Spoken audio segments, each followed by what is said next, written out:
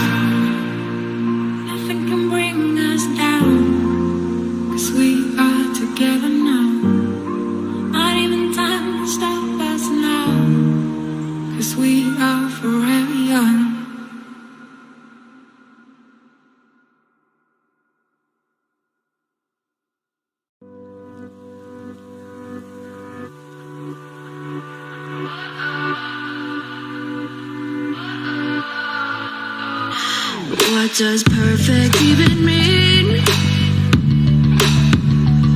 Is there even such a thing? Ooh, can we switch up all the rules and imagine a utopia? Darling, I'm just so fed up with these expectations. They keep weighing me down.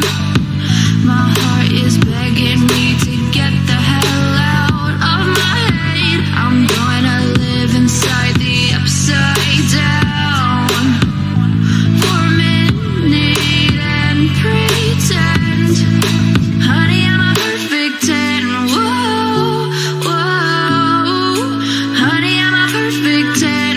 Whoa, whoa, and if I say it enough, it gets ingrained in my head, and I start to see, honey, I'm a perfect 10. Honey, I'm a perfect 10. Whoa, honey, I'm a perfect 10. Honey, I'm a, yeah. Yeah, I've discussed it with myself, and I'm disgusted with the way we're told to have a certain face, a certain weight, because we aren't pixels on a screen. No, we're human, we breathe. Every single thing we see curated, it's overrated. These expectations, they keep weighing me down. My heart is begging me to get the hell out of my head. I'm gonna live inside the upside down for a minute and pretend, honey, I'm a perfect 10. Whoa, honey, I'm a perfect 10. Whoa, and if I say it enough, it gets ingrained in my head, and I start to think, honey, I'm a perfect 10. Honey, I'm a perfect 10. Whoa, honey, I'm a perfect 10. Honey, I'm a, yeah.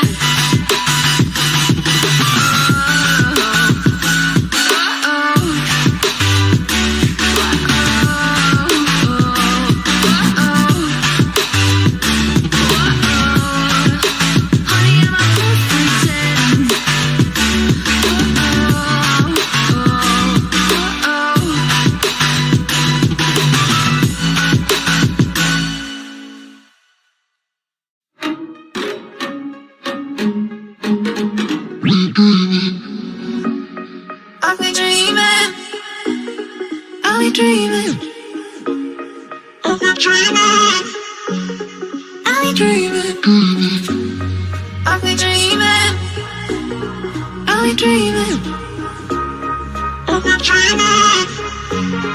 I'll be dreaming, I'll be dreaming, I'll be dreaming, I'll be dreaming, I'll be dreaming, I'll be dreaming.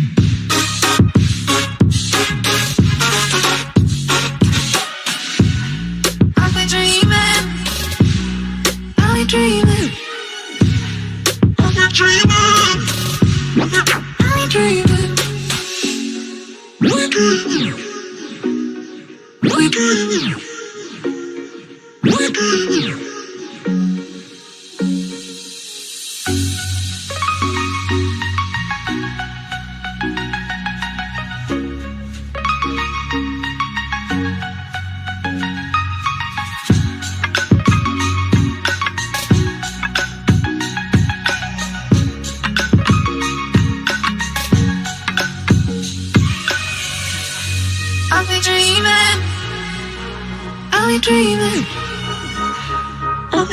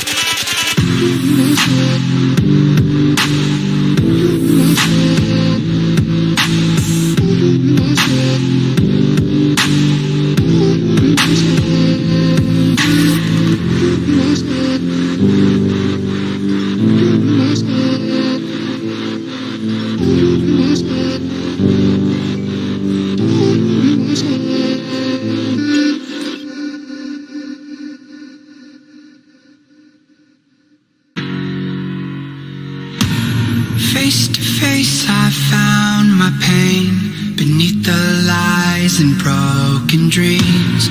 Lost the love I had in me, it tore me apart, fade away. I felt so lost but I held on to what I had. For what it's worth, if you feel low, just know that you can, yes you can. There's life in love that you hold. above and let it glow. Just know that it's never too late to make a change. Crash and burn, I found myself beneath the emptiness. Wanting more, I let it go.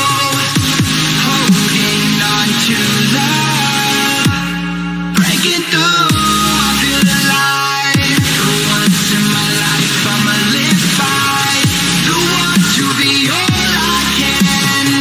Let the rest just crash and burn. Crash and burn. Oh, oh, oh, oh, let it crash and burn. This one for the person who feels alone. This one for the hero who has no home. This one for the one who live for hope. Changing better days. Pick your head up, keep on fighting, living, loving. Make your mind up. If you want it, take it, fly away. Soaring high above the clouds. Hear the voices calling out. Oh, you love.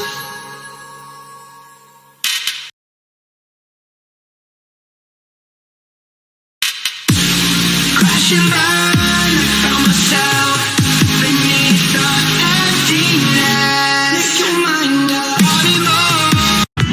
Let it go, holding on to love. Breaking through, I feel alive. For once in my life, I'ma live by the want to be all I can.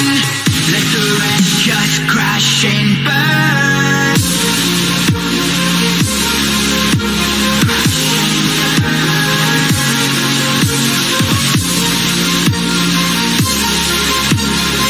Let the rest just crash and burn.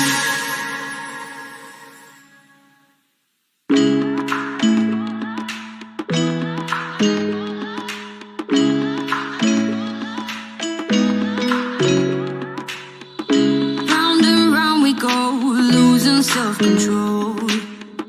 I keep telling myself, but I don't wanna let you know. Is this what we become? Strangers on the run, looking for something, chasing the sun. All those days, trying to find a place, a place where you'll make them just be alone, be alone. All those nights, lying by your side, like a surprise, feeling it shine under your spotlight.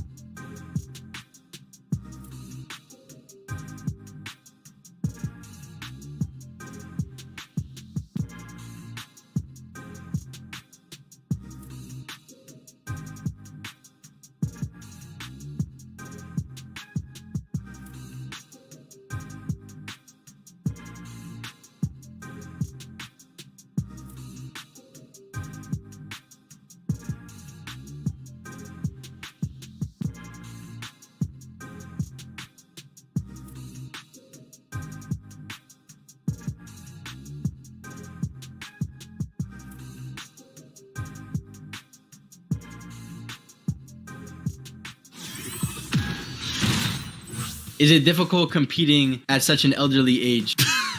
Hey, I just won $75,000. It was one of my greatest moments ever. I've got a question for Fatch, and that is, how have you and Pamstu stuck together for so long, and is it hard playing with that same person for such a long period of time? I'd say the biggest upside is just, we understand how we play like really perfectly. You don't really have to think what the other is gonna do. So my question to Smite would be, what is your biggest strength to counting POIs and stuff that made you do so good in Invitational? I practice a lot on my drops and just all the loot spots at my POI that I'm landing. So I got a question for NPen. When is he going to make a name for himself, and when is he going to put the efforts to become a best Fortnite player? I think that I'll be able to make a name for myself this year. This is the hardest I've ever worked in becoming better as a player overall and bettering my lifestyle. My question for Kanata is, do you think your competitive career would have differed if you'd never loaded up with Tfue in that final week of trios and won the whole qualifier? 100%. In my opinion, Tfue definitely started my career. With Tfue, I also got a lot of recognition, boosting my career and giving me that confidence I probably needed. My question for Larson would be, during FNCS Invitational, when you were getting contested by Muzz and Looter, were you prepared? Yeah, we knew Muzz and Looter were going to be contesting us during Invitational. Them contesting us did not make me nervous, because it's just part of the game. So it's just it's going to happen eventually, My question would probably be, what was it like winning Solo All-Star, and how did your family react? Yeah, I was just going crazy in my mind, and I just couldn't believe it that I won a championship. Then when I go downstairs to tell my dad that's what happened, almost crying and saying hey, I just won $75,000. It was one of my greatest moments ever. Hey Nanny, how did you feel about winning the first reboot round of the last FNCS? Winning the first reboot round in last FNCS was an absolutely amazing feeling. I'm sure a lot of people remember my celebration. It was a hype moment for sure. Cease, is it difficult competing at such an elderly age? You think you're funny, Nani? You are not funny in the slightest. Look, it's very easy competing at this elderly age. Let me tell you that. I've been paying taxes for the last 6 years. I know what's good. When it comes to winning these big prize pools, I'm all for it. I already know what's at line, and I don't gotta worry.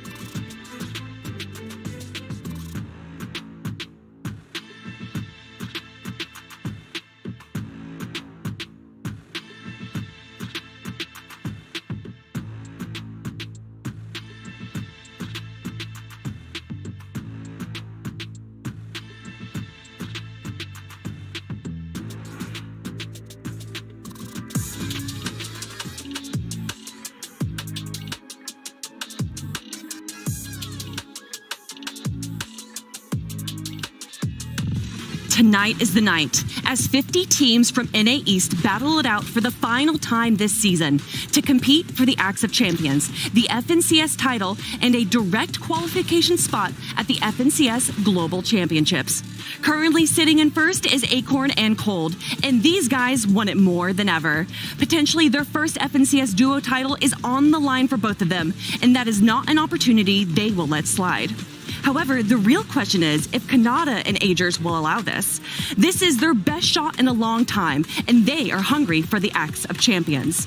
Kanata has been to every FNCS finals in Fortnite history, so let's see if he can be crowned champion of the last NA East FNCS ever. Trashy and Pump also put up a phenomenal performance day one, while being contested off spawn even. These guys have proven themselves worthy of the Axe of Champions yesterday and want to solidify that statement tonight.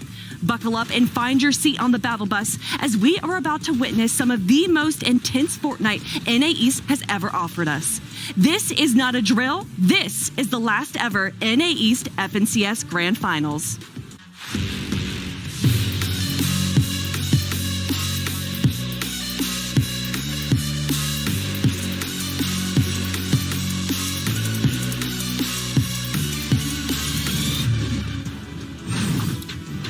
What is going on, Fortnite fam? Welcome back to the FNCS. We just watched EU go absolutely crazy. And now here we are in NA East to bring it all home. 6 games, and by the end, we will know the first champions from NA. And as Kelly eloquently put it, the last NA East champions. It is going to be a wild ride here over the course of these next 6 games. But of course, why don't we bring out our friends? They're going to help us break down all of that and so much more. It is none other than the best Taco and Kelly Link.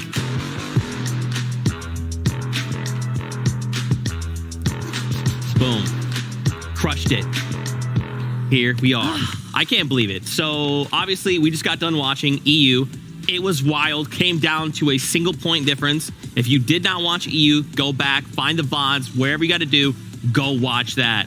Are you guys feeling the same? I feel like NA could bring something similar. I think it's a bit serendipitous because we saw in Chapter 3, Season 3, the last NA East FNCS online tournament, that it was Booga and Peterbot that lost by a single point as well. So maybe we're going to be seeing a repeat here today. Look, all I can say, Kelly, is that from what we got out of yesterday, we saw so many of these newer duos climbing their way into the top 5. And not only that, but we were also starting to see a little bit of that resurgence from some of the more experienced teams that you kind of would expect to be in that top 5. But now here today, we get to figure out who's going to Global Championship and who's winning Major 1. Absolutely wild. There is so much we have to talk about, so much to catch all of you up on. So why don't we kick things off with some of the off-spawn fights.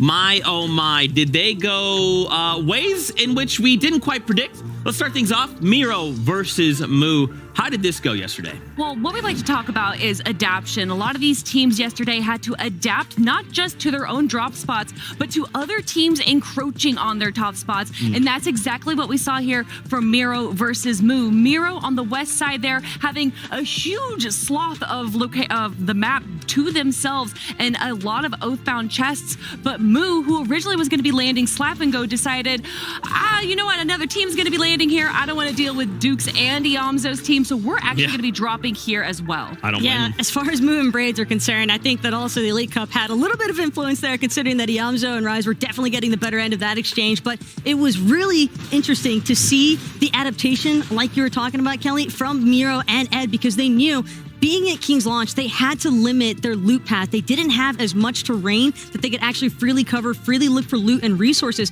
And we actually saw them choosing to try and disengage more often than not, and that adjusted loot path had a big part in it. Yeah, in game number 1, it was Miro that was able to take out Moo's team. And then in game number 2, it was Moo that was able to take out Miro immediately. And then you can see in game number 3, Miro almost dropping on that spot, but then deciding in the last second to go up north a little bit and to get some loot to save themselves some off-spawn contention. How do we see this going today? Could we see more of the same? Could we see even more adaptations come out? I would definitely expect for Miro and Ed, as far as wanting to find consistency in their placements, they're probably going to have to keep prioritizing just keeping that limited loop path, that adjustment in their loop path, because they don't want to take a 50-50 contestation when they're already in 16th place. They know that Moo and Braids are in 36 as well, so it's not really worth the battle there in my mind. I think as far as Miro and Ed are concerned too, they have so much experience as a team that as far as King's Launch is concerned, they can get enough and get out. Yeah, for sure. Why don't we continue the talk of off-spawn fights and how they went? Trashy going up against Aaron. Now, this one felt a little more clear-cut, but in day 2, we could look to see a big change-up. So talk me through this one. Yeah, clear cut is definitely the memo here that was established, because Trashy and Pump were absolutely cooking Aaron and Naves off spawn. 4 matches in a row, we just see Aaron and Naves be complete non-factors, because Woodsy Ward has been the total control of Trashy and Pump, and they made sure to keep that message established. But it was cool to see a switch up for Aaron and Naves, because they did find a little bit more success in Game 5. And you can see a lot of these teams try and take that 50-50 on the off spot, but Trashy and Pump, time and time again, literally before they could even grab a weapon, were able to take down Aaron's team right there. And you can see just an immediate elimination, and this was different games. We're not watching a replay right there. And what Aaron's team did really well is that they changed their drop spot onto another team on the southwest side of the map, and then they started winning those engagements as well. So again, it's not just one team that is changing and adapting to these drop spot fights. It's multiple teams that are having to kind of a cascading effect that we're seeing here. Yeah, I mean, similar question, I guess. Do we see them continue this trend? Do we think maybe in day 2 they say, okay, Trashy, we just maybe want one game to run it back just to see? No shot. No. When it is that pre-established, that drop spot, you have zero business being at, when you are losing it back to back to back to back, it is time to reassess. And I think that Aaron and Naves, like I just mentioned, in Game 5, we saw them actually make it into the top 15 of placements for Games 5 and 6. And it's because of that adjustment, moving to the south side of the map over in Rowdy Acres and contesting Suscript and Haji, like you're mentioning, Kelly. And in conjunction to that, Trashy and Pump were able to get a good amount of eliminations, Games 1 through 4. But then in Games 5, when we did see Aaron's team change drop spots, they actually ended up with 0 eliminations. So Trashy and Pump actually might have bit off more than they could chew. Okay. I like this conversation. You know what? Why don't we hear from the man himself? Trashy has put on quite a show after day number 1, currently sitting in 3rd place. And you know what? Why not tap into the player themselves? Trashy, welcome to the broadcast. How you doing, my man? I'm good. How are you guys? Oh, man, we're doing fantastic. Day 2 grand finals. Got to ask you, how are you feeling? I'm confident. I'm really confident. I think my duo is gonna help me win this. Yeah.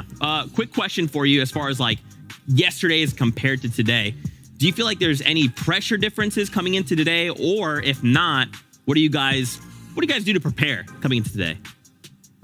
To prepare, I think overthinking is a really big issue for a lot of people. So we just try to stay calm. Yeah, I mean, we had a chance to talk to you even in week 3. And so here, day 2, grand finals, you're in 3rd place as is. What do you think you need to do specifically to find yourself in that 1st place spot instead? Definitely going to focus a lot on Surge and just getting a lot of that, like moving around off spawn a lot. Well, then I think that's a great segue to Surge. Now you guys don't have anyone contesting you on your drop spot. Is that any concern at all? And obviously you guys had some favorable zone pulls yesterday. What are your thoughts on that?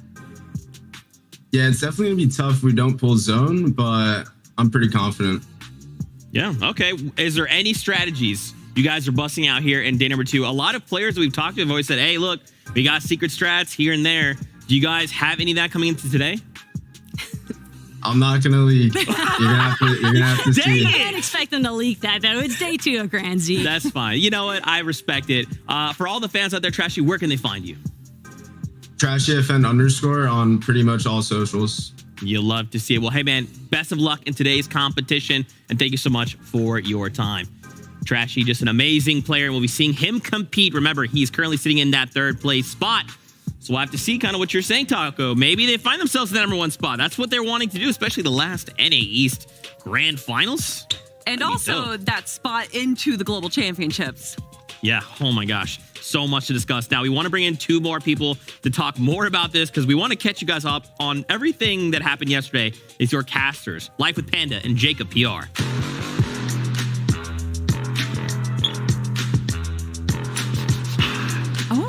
As you can see, we've been practicing crowning champions today in preparation for NA East to commence. And this is a big one. This is more than just a crown for one player, one team. This is the last NA East championship. There's so much on the line. I'm at the edge of my seat waiting for it. So insane. So let's set the stage here. Let's start with the standings. All right, that is kind of the best way to indicate. Maybe you missed out on the action yesterday. We've got you covered. The standings will tell us a very interesting story. Right now, Acorn Cold, they came in after those first 6 games. They're looking strong. Now, they did have a little bit of like a blunder, I want to say. They had a game where they had like an 80-point lead, and then suddenly that just kind of fell apart.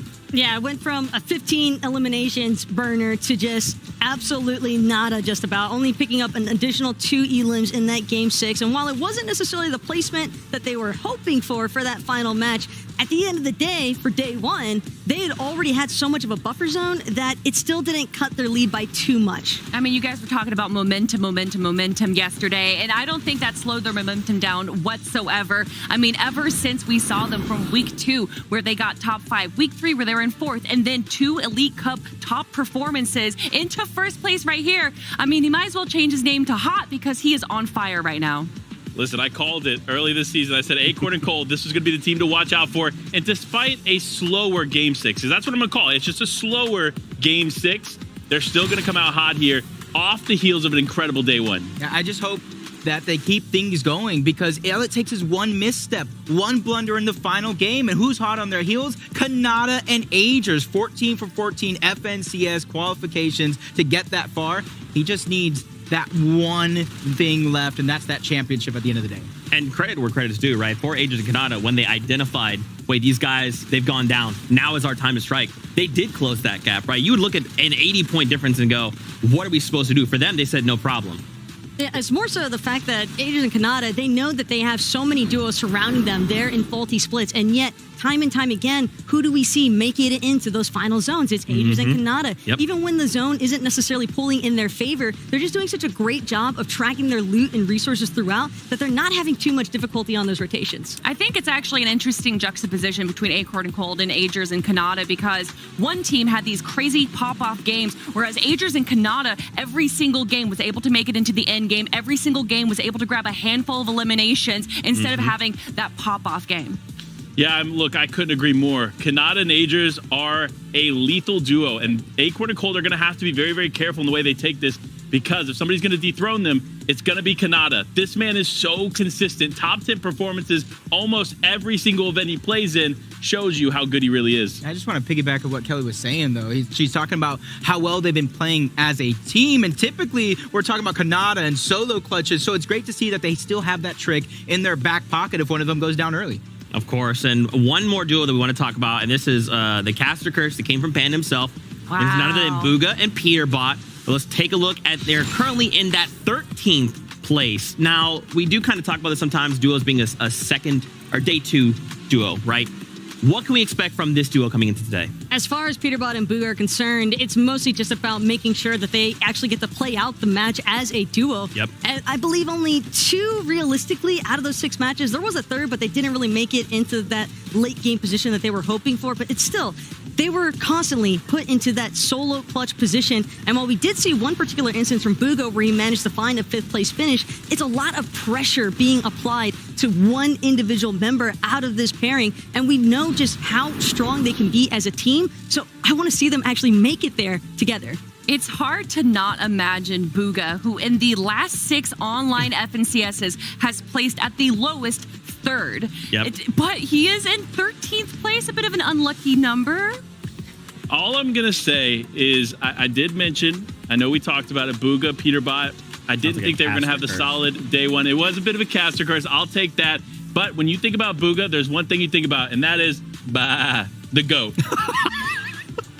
Jacob, I don't even know that. What do we say? I can't. All I know is that what they did through the 2 weeks of qualifiers, it was just unsustainable. But here, 13th place, day 2, they have to mimic their play style. Otherwise, they're going to finish outside of the top 10.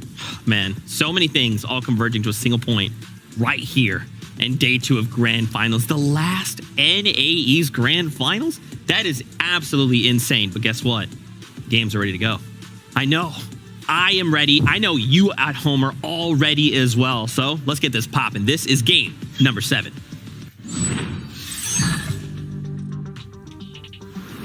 Four weeks and day 1 has gone by to get to this point.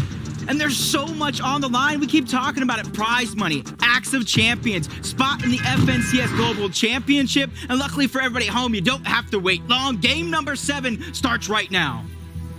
Look, the second half of this competition is now underway, and here we go. Of course, the Battle of Slappy Shores is going to be probably the biggest battle that we talk about. Despite them not actually fighting off spawn, these are 2 of the top teams that everyone is expecting to do well. So, Bugha Peterbot, let's watch how they land. Yeah, already you could see the shots coming in from South Slappy. That's Acorn and Cold getting their surge out of the gate. That's something for Acorn and Cold that is so momentous leading into the next portion of the game. But a fight that we saw go down game after game. Chaos Gaming and Time 1X, and he gets the loot stolen right beneath his fingers. And a pickaxe from Okus to finish the job, leaving Time 1X and a 1v2. This is going to be hard for him and a mountain for him to climb if he wants to come out on top. You see, he's even going for the piece control. But a legendary heavy, this is going to be hard for him to survive.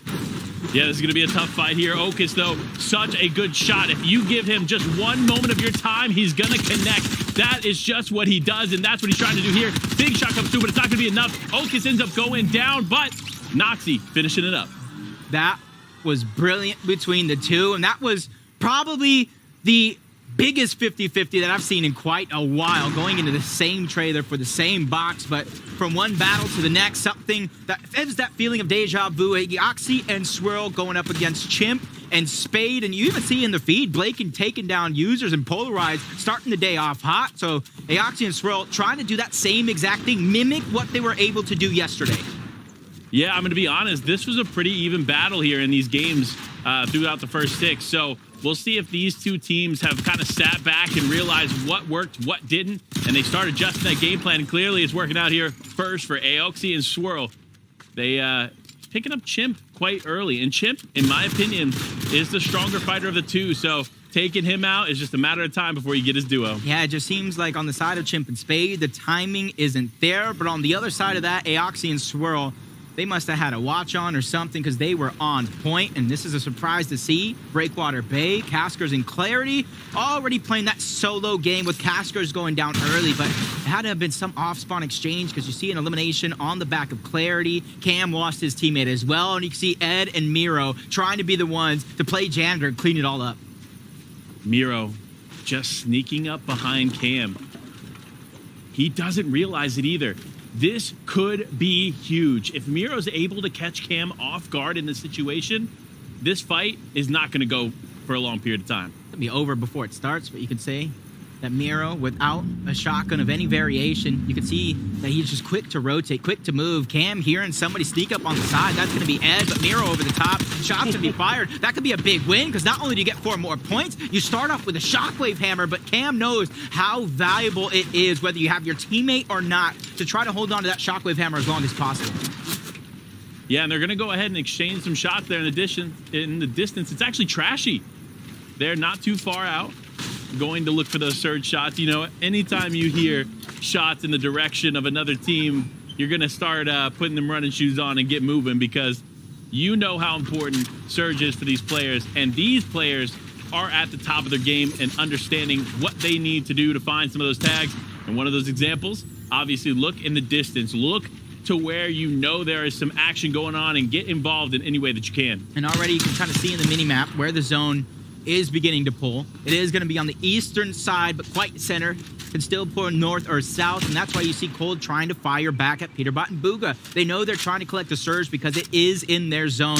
much like Aviv and users, they've been doing this all weekend long, building a tower in the clouds. They even tend to separate to make sure they have additional angles and try to build up on that surge. In a lobby this stacked, especially day 2 of the finals, it's going to be one of the hardest things that you can gather, and that's going to be that storm surge.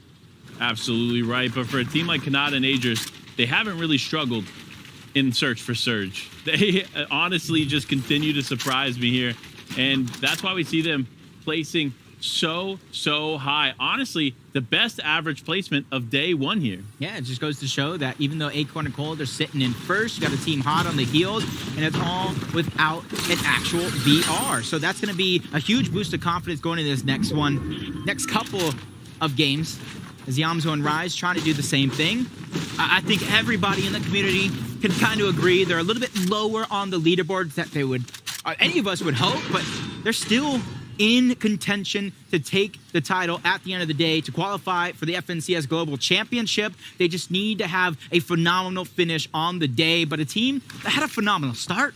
Revised and Reciprocal. I talked about them taking high ground game after game, moment after moment. It actually worked out for them yesterday, and I am so excited to see this team perform. Honestly, the dark horses of this competition. They've continually surprised both you and I, Jacob, watching their games go out throughout the first 6. They have been so consistent. So for them, they just need to remain consistent and wait for that opportunity to strike so they can claim that top spot on the leaderboard. Walker and Vert trying to do the same thing. A team that I think everybody knows can have pop-off performance after pop-off performance. It's about finding your stride, finding that little bit of momentum and trying to stretch it from game 7 to game 12 with as much consistency in between. You can already see with the red eye, you can see his epic, heavy. Shockwave Hammer is going to be the biggest thing in his inventory, but a ton of heals as well. The only thing right now that could be even better is depending on the augments that he pulls. I think right now they're stacked up to have a phenomenal game as well. You know, that's one thing we didn't really talk as much about there in day number 1 is the augments and the impact that the augments have had here in Chapter 4. Remember, this is a brand new system here to the game in this chapter, and we're seeing it unfold in high-level competition for the first time here in the Grand Finals. Now, obviously, we've watched quite a few of them throughout the weeks, but in these weeks leading up to this moment, several new augments were added, but it doesn't matter about augments when Trashy and Pump are in your box. You know whether they have augments or not, they're going to be hunting for that Elim. Couple of Shockwave attempts trying to go straight up. Going to be a little unsuccessful on that, but Pump is there on the other side. Welcoming in. Come into my box. Try to escape. I'll take you out anyway. And you can see the seriousness on Trashy's face. And I love that. He's never getting content throughout the game. It doesn't matter if he gets 100 point in a victory royale on one game or maybe even winning the entire thing. You're going to see him not celebrate until the job is done. And that's something that you can kind of lay your hat on. Not getting content is something I think everybody needs to go through on the day. And talk about not getting content. Talked about 14 for 14. Kanata and Agers, and Vivid has a huge masterclass on how they're going to succeed in this game. Our second place team right now, and honestly, it's just because they're so good at maneuvering throughout their drops without faulty splits in combination with the Splash Medic augment. They have so many splashes. Kanata here dedicating 3 slots, and then Agers himself 2, 40 points behind coming into this game. Will they be able to use this one to catch up to Acorn and Cold? Thank you so much for vividly breaking that down for us. But we keep moving, especially for Kanata and Agers. Job's not done. Second place is not enough. And Kanata looking for his first major win ever. And he's going to be challenging Mega there. You see him get that knock. Him and his teammate going to go ahead and press the fight. Definitely the right call here because you know that refresh and those additional points from the elimination are going to be so crucial. And that's why you see them jump in. It is a 2v1 as of now. Justice on the back foot, trying to hold Mega down. But when you have the power, the absolute carnage and aggression from Kanata and Agers, there is nowhere you can hide. I feel bad for Justice there in that moment. Because as soon as everybody in the lobby saw Kanata and Agers go for the actual elimination, that tower is massive. Everybody around is going to be able to see it. And you saw the third-party attempts go in, which led Justice to try to disengage. You can already see in your mini-map from one fight to the next, Justice has his work cut out for him if he's going to try to come out on top. And man, did I think this was going to be a full Eastern pull. Was I wrong? It's going to go south from here. Can I just say, we're seeing it yet again. How many Chug Splashes are there in Kanata's inventory? let's say there was 18. He used one, and Vivid broke it down. They had 30 splashes before that fight began. 30 splashes. I can go 3 games and not find 30 splashes. I mean, honestly, if you get that many chugs, like, you could just hang out, chill. You don't have to press forward on anybody. You could just heal off against Surge, get into the end game, heal off in the end game. I mean, there's so much potential when you have that many chug splashes. So I'm interested to see what they're going to do with them. But the Roller and Jackson, another team, another formidable duo that we need to pay close attention to, is right there, perked up, ready to go. But a team finding themselves in the storm. Yet again, it seems like every time we turn in with Crackley and his teammate, he's just honestly in the storm. I heard him crunching down some apples, maybe some slapberries as well. Gotta imagine the possibility of the Harvester augment. I say possibility because you can still get some heals, some HP off of both slapberries and apples along the way. And you can kind of see Sphinx doing the same thing, just trying to gather it up. And for him, those could be used for 2 different ways. You see him lacking the Shockwave Hammer. It could be used for mobility as well, not just the healing portion. Yeah, you know, it's funny. I feel like when we came into the season and you had the Slap Juice introduced, this was like a game-changing movement item. Being able to have unlimited energy so you can sprint is massive. It reminds me of getting those chili chugs in the inventory, but genuinely, those Slap Juices end up lasting longer. So those in the berries are honestly an undervalued, underutilized item in the chapter, but you see other teams are starting to pick up on it. They're starting to realize their value. So we could see a lot of players begin to change up the way they run. That's why I liked, like, at the beginning of the season, everybody had their tier list, which augments were rated more than others. But at this point, I wouldn't say it'd be drastically different, but I think you would see a little bit of a different tier list now that players had a chance to really play with those augments, figure it out, how they want to play, and how it really changes your play style depending on if you have a ton of loot, if you lack loot, or if you lack Surge. For Tragic and Cease, they don't lack Surge, but 146 above the threshold is going to allow them to rotate early, but as soon as they get to their spot, they're going to have to start thinking about it, just like Cold and Acorn. I didn't expect them to be in this position. 152 below the damage threshold, especially since they did get that first zone. Yeah, this is interesting. The way that this is playing out for them is not what I was anticipating here for the first game. They definitely had a better Surge plan on day 1, so looks like they're struggling off the start here for day number 2, but a team that's not struggling is Walkers and Vert getting in the fight, getting some big shots there. Mason Aim just trying to play backwards as his team is down, but now the exchange comes through. Walker's taking a ton of damage. He is 1 shot away from going down, so his teammate is going to need to intervene, and that is Vert just taking those shots there, pressing Mason back. Mason now 1 HP too. Walkers, will he be able to clean it up? The shots are coming through, but neither team is willing to jump forward. They know how weak both of them are, and all of this can end in just a moment. Yeah, they realize that with 1 knock already through, a bunch of damage, and even the information he's getting from the Falcon Scout, it's only a matter of time. Especially that you got to realize 2 teams above, 2 to the west, 1 more coming in at bat, and there goes Walkers finishing the job onto Glaze. That's going to be a huge siphon. Mats that they can gather if they continue to pull forward.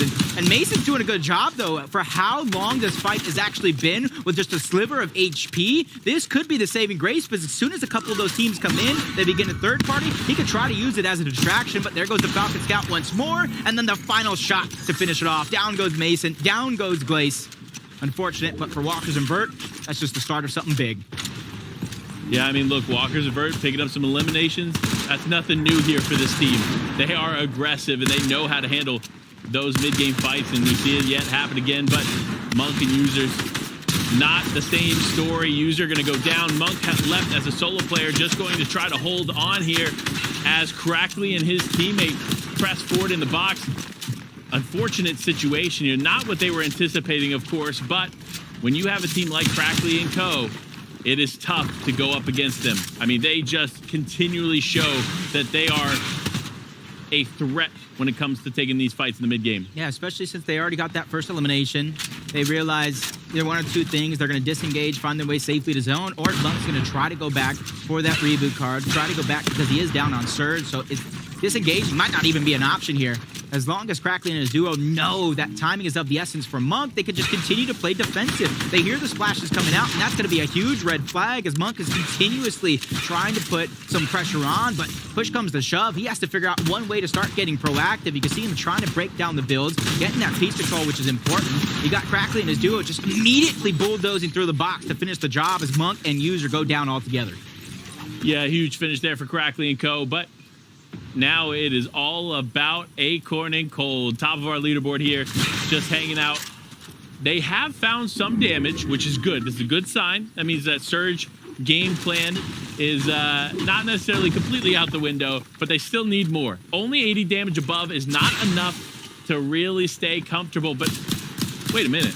As I say that, a major player in the lobby must have gone down because now they are 600 damage above the threshold. I mean, that just to me just goes to show how different these top teams are getting Storm Surge versus everybody else in the lobby. That drastic of a change means oh so much, but if you take a look, Bugha and Peterbot, 4 eliminations overall. This is my key to victory, right? They are in 13th or so place. If they want to come and take that top spot in order to overcome that gap, it's by high placing games and a good number of eliminations. For Bugha and Peterbot, they don't have a choice other than to go big or go home. Yeah, like you said, they really don't have a choice. They need to do everything in their power, and they do not have another game to waste here, Jacob, because realistically, every point, every second, and every moment counts here because they are that far behind, and they are a team, again, that genuinely can take this pressure, the weight of the world on their shoulders right now, and convert that into a grand finals win. Weight of the world seems like it's on Hachi's shoulder right now as well. Suscript's down. Shots coming in from the distance. It's going to be one player right on top. His name's going to be Larson, who's also a solo.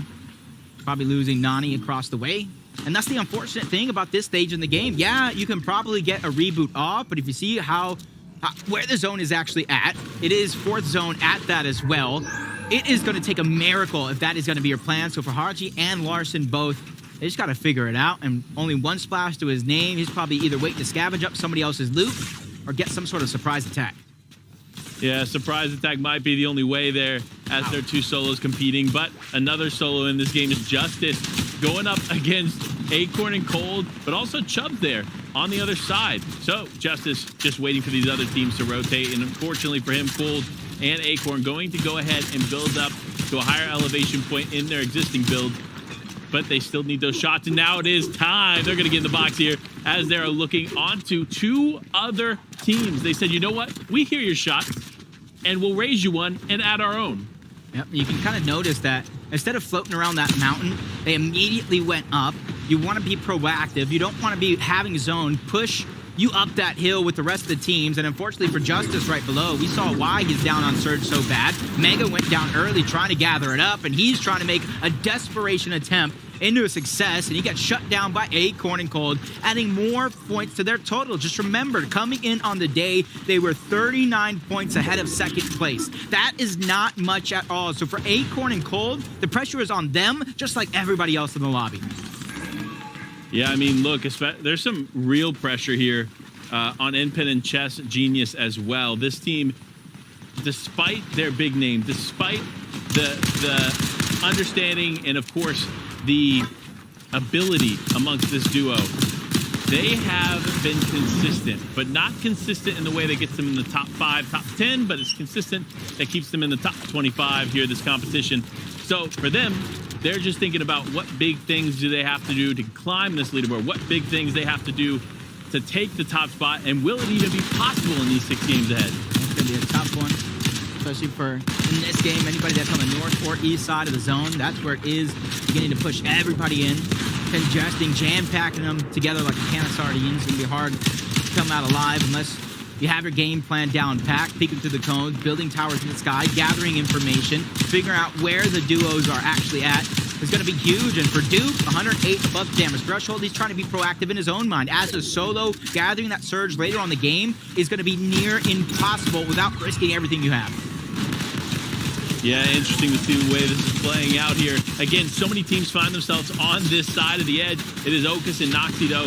Despite them continually winning in the last few games, the Trailer Park off-spawn engagement, they are struggling to maintain some semblance in the end game. We did see Noxy and Ocas have one really, really good game, but it could all change here. But another team that's changing for is Acorn and Cold. They need one shot. One shot is all it takes to keep Cold in it, and unfortunately not going to find it. Acorn also now 6 damage above, so for a moment, for literally just a moment, he is safe, but he cannot afford to be... Thank Fortnite was for the August, man. He got some big bush bombs. He has the Bush Warrior. I'm over here biting my nails, worried. I'm nervous for him. But oh my God, talk about being nervous. I saw Peterbot go down in the feed, and now we see Booga go down altogether. Unfortunate circumstances. And I'm not even only talking about Booga and Peterbot. The jump back going forward Cold. He's falling over 100 damage below the threshold. A big bush bomb can't save you in a situation like this, especially if you take a big tag like that. Down goes first place, just as cascading placement points begin to set in. That is a huge loss here for the lobby, but a huge game for some of these other teams that are in the top 10. They realize, they see the names in the elimination feed. They see Acorn and Cold are down. So now it is their opportunity to strike.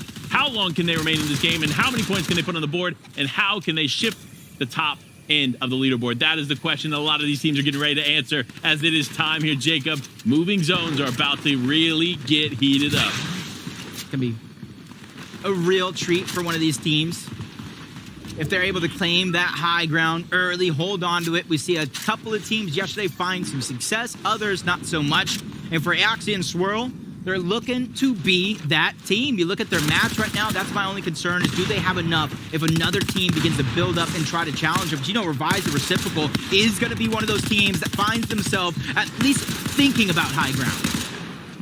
Yeah, I mean, look, high ground is definitely going to help when it comes to some of these games. And we did see, as you mentioned, Revive Reciprocal taking height there in 6th zone in game number 1 and holding it. But no other team has been able to do that since. So it really depends on what you're going to be doing here. Lots of different game plans setting forward. Kanata and Ager still in this game. Most likely now going to be able to take the top spot after this game. However, it is so uncertain because anything goes here in the next few moments. Anything goes indeed, and Bryce and Chubbs, one of those teams that have the least or some of the least experience here in the lobby, but they're playing like they've been here time and time again. But down goes Agers. Kanata's being left by himself. 15 splashes. He can stagger himself back, but does he have the opportunity? Does he have the time? He needs to find a moment to stabilize himself. And oh my gosh, a huge shot to be fired on Divert, knocking him down. You can see the huge switch up, dropping the splashes, getting the shockwave hammer, and keeping the show on the road. If anybody else saw all that loot, they're going to try to bull rush in and take down Kanata and steal what they think is theirs. And that's why you see him moving so quickly to get away from it. Such a smart play, but no, Revive's going to end up going down. Reciprocal on the back foot, just trying to stay in this. He has the hammer, though, so he can easily disengage from this other team, but it looks like they've already slowed down as well. So Reciprocal now taking a moment, taking a breather, and just trying to figure out where he can go next. I'm going to call it a slow start, but a couple of mishaps for some of our top teams in the lobby. Trashy and Pump looking to take advantage, but Trashy accidentally shockwaving his teammate into another duo's box, taking him down altogether. The big clicks and Donnie towards your bottom right side of the screen, looking like they're smooth sailing, trying to keep that front side of zone, take some opportunity to shoot back when the moment comes. But Iamzo and Rise, they have the high ground for now, but NPen challenged for a few short moments before getting shut down once more by Iamzo. I mean, Clicks just lost his teammate there, so he's going to need to do something big. But with Iamzo and Rise on the high ground, it could be all over for this duo, for any of the other duos, I should say, in this lobby. Because when they have height, you are going to get punished. They know how to connect those big shots, but now getting challenged for high ground, Iamzo Rise going to have to play towards the mid layer and just stay calm for a second. I like the way he would read that perfectly. He cannot hold high ground without Mats dropping down low. A daring play. We'll see if it works out for him later in the game. As Trashy trying to get to the front side. 2 different shockwave hammers, trying to give himself a bunch of mobility and a huge escape plan when push comes to shove. And you can see him trying to stay to the front side of the zone. With lacking Mats, he's going to have to look back and figure out some sort of refresh scenario, just like Kanata. But he has a couple more seconds to work with. 10 splashes. He can stagger himself back and scavenge all the loot from the fallen players before. I mean, look, so much is going on. When we thought Rise had the high ground, he had it taken from him. Rise barely in and now getting knocked there by Bryce, the new high ground claimer. But no, he even potentially losing high ground in this moment as well. So much is happening. The hammer play into Storm, a bit of a misplay too far. And unfortunately, Bryce is going to go down, leaving Chubbs left as a solo player. He got caught out at the tail end. Into the top 6 we go. You talk about a solo player, but 5 eliminations so far. He's ready and up for the challenge, just like Trash. You can see him bobbing and weaving, trying to get the information. What is the best play? He goes up. He tries to go forward, landing on NPen and Chess. That's not going to be the play. He gets denied for now. Back into the Storm to grab that second Shockwave Hammer. Without any builds, this is going to be his best opportunity to move around and cause some chaos. I mean, and chaos indeed is caused as Trashy lands a massive shot here, but he's going up against the duo. He needs to be careful. He cannot overextend in a fight like this, especially with no builds left. He gets the knock. Will he be able to hold it down? He gets 2. He gets 2 eliminations to finish off that duo. He goes back to back, keeping himself alive, but he doesn't get the Siphon to go through and keep himself going. Now it's down. NPen and Chess, the only duo standing, but Aoxy, he has the world on his shoulders, and it's not going to be enough, though, as NPen and Chess Juniors, with 11 eliminations, take game number 7. I said it here in Game 7. I said NPen and Chess were going to be a duo to pay close attention to. They needed a big game. Well, guess what? They delivered. And I gotta be honest, NPen's collegiate experience might be showing here in the grand finals because that was the top tier gameplay. Hey, I'd agree with you. It has to say something about his journey, playing against every single type of player, from collegiate to professional, at the top of the game in one of the most stacked set lobbies we've seen in a while. Getting that elimination onto Quanti, realizing they're in a 2v1 situation, and playing patient to seal the deal. The teamwork, shockwaving up, causing some chaos, sending Aoxy down to finish it off. Look at the excitement from NPen. He knows how big of a performance that was there to finish off game number 7. But that's only the first game of the day here, Jacob. There's still 5 more to play before we can crown our champions. So much still on the table. Yep, and you saw a lot of our top competitors, including Acorn and Cold, go down early in that game. So the leaderboard has to be in shambles. Luckily, we have the incredible Zeke, Taco, and Kelly to bring us home. Thank you so much, guys. A completely different atmosphere here in day number 2. Yesterday, game 1 started chaos. Unbelievable chaos. Today, very different. Members of the top 3 going down left, right, and center.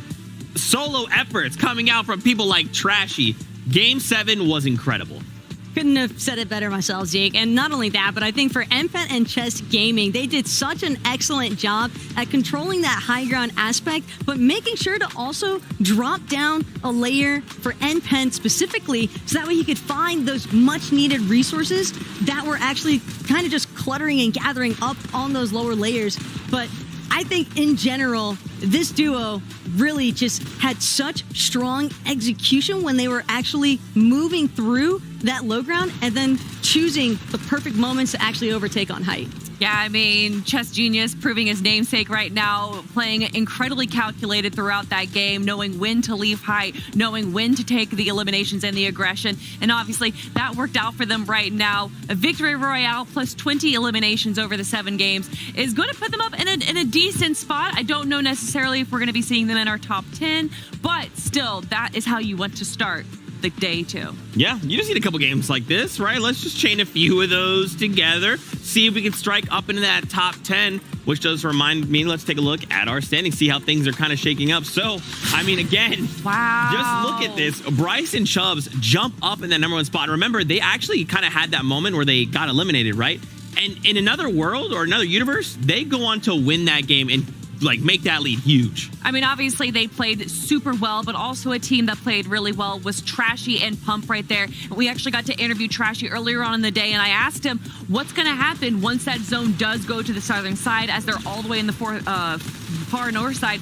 And clearly it didn't do much at all, because Trashy and Pump still performed incredibly well. Trashy having to play the solo clutch game that we see time and time again at the end here. And unfortunately, the hammer knocking him out just a little too far at the end right there, and so close to grabbing a much needed siphon, but just missing it so closely. Trashy's expression said everything for me in that pregame interview, though. That man looked absolutely locked in And when you watch him go for So shotgun blast after blast after So blast, the close. fact that he nearly had a triple elim series there, and the refreshes, if they'd managed to come through just a little bit sooner there for him, we might have seen him go just that much further, at least solidifying second place, maybe even first, because if anybody could take that 1v2 contest, it would definitely be Trashy. That was disgusting, by the way, Trashy. In those moments, once again, this is a grand final, okay?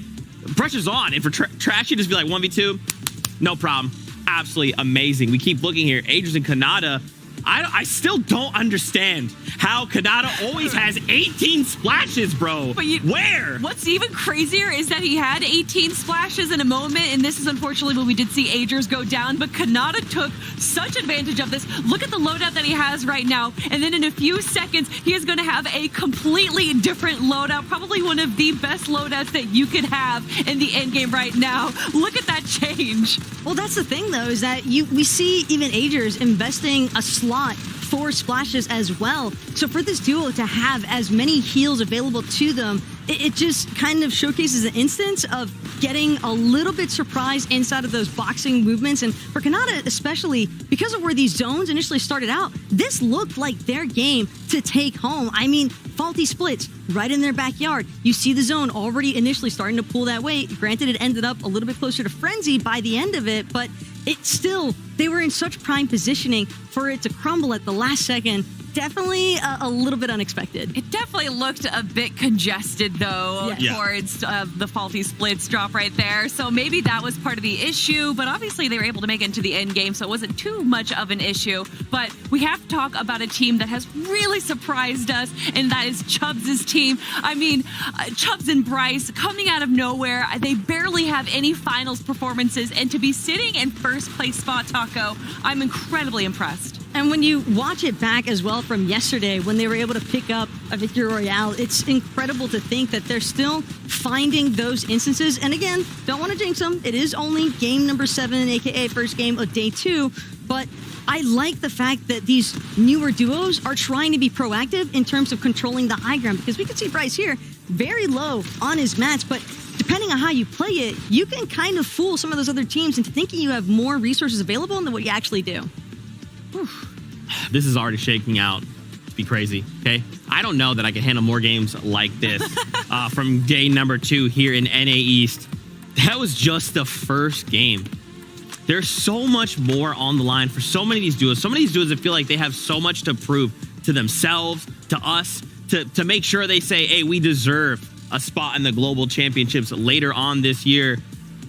I just feel like I'm gonna continue to stress. Don't worry, I will stress for all of us cumulatively, so you don't have to. All you have to do is get ready for game number 2 of the day, which is actually game number 8. Thanks, Kelly. You take over. All right, Kelly. Kelly, come here. Just send us away, Kelly. All right, everyone, it's time for the second game of the day. It's game number 8, so let's get to it.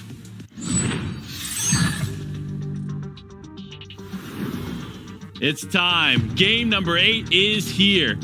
And I'm going to be honest, I was not expecting so many changes to the leaderboard, Jacob. No, I didn't expect it at all, but my big question mark, Bryce and Chubbs, some of the least experienced in the lobby, can they maintain it? Can they hold on to where they're at on the leaderboard? No, but in a positive way, because they shot themselves up to first. Hey, look, I'm going to be honest with you. This is definitely a bit of a surprise for me. However, they have now put themselves in a position to do well the rest of this tournament. So we'll find out exactly how well they're going to do as game number 8 is here. Let's get into it, Jacob. Game number 8, like you're saying, it's only the second one on the day.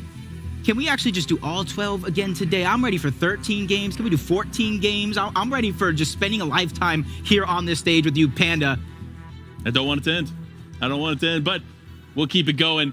As now Threats and Macwood. This is interesting. We haven't really tuned in over to the Lonely Labs area too much off spawn, but for Threats, they aren't contested. But speaking of a team that is contested, Blake and Bizzle again going for the 50-50 with Polarize and User. Such a risky play. Polarize taking quite a bit of damage, but smart on him. Users and Polarize are out again. So despite Bizzle going down, Blake was able to clean it up. My gosh, have they really figured out this drop? I don't know what I just witnessed. I seen Bizzle and one Polarized with Users just pickaxing at their opponents. It became a 1v1 with 2 different heavies. Woo! Blake coming out on top. That's how you turn it around from game number 1 to game number 2, or game number 7 and 8. They're back to back. That's how you get things going on day 2. I mean, you're going to remember the first few games of yesterday, Blake and Bizzle unfortunately losing the off-spawn battle, but today they've turned it all around. Even seeing them in the last few games of yesterday, they were turning it around. So it's great to see that they figured out exactly what their game plan is, and they executed on it flawlessly. But speaking of flawless execution, it is Aoxy landing those much-needed shots onto Chimp, going to cause him to be pushed back, and now his teammate, left as a solo player, going to be exposed here as Aoxy just tries to get in the box. Yep, Spade. I don't know how they got so separated, but now they have to dig deep, and he goes down yet again. You see Chimp trying to close the distance, minimize the audio. Aoxy has some sort of an idea where he's at, but not the exact location. And that's why you see them on the hunt. That's 4 points possibly up for grabs, and for them, you saw where they finished in that last game. It's about keeping the momentum going from game 7 to game 8. You see him peeking through. He spotted him around the corner. This is his chance, and a chance he will take. Chimp and Spade are no more, and Aoxy and Swirl rise to the top yet again. See, Aoxy was comfortable taking that little bit of damage there. Trade. He just wanted to trade. He knew, look, I don't care if you hit me with a few SMG shots because I'm going to clean it up with a nice, focused, heavy shotgun shot, and that's what you need in those moments is just focus. Because that heavy shotgun, it takes quite a bit of aim to really land those shots. So for him, that was a great play. And you can already see in your mini-map. I'm always looking in the mini-map while I'm looking at these players, seeing where the zone is going to go. It's a little bit of a pull for Trashy and Pump. So time is of the essence if they want to get themselves a spot in the zone. Bryce and Chubbs, a team I'm so proud of. I feel like a proud parent, even though they probably have no idea who I am. I just want to see them continue to perform. And this reason why I say that is because it gives everybody hope, right? The players that are not the superstars, that are not those big names saying, hey, that could be me. That could be me next. There is FNCS Major 2 around the corner. Yeah, I mean, look, even though we're in the grand finals of Major 1, now Major 2 is not far out. So for the teams that aren't necessarily getting their game plan, their strategy down now, don't worry. There are more majors this year, more opportunities for you to go on to the global championship.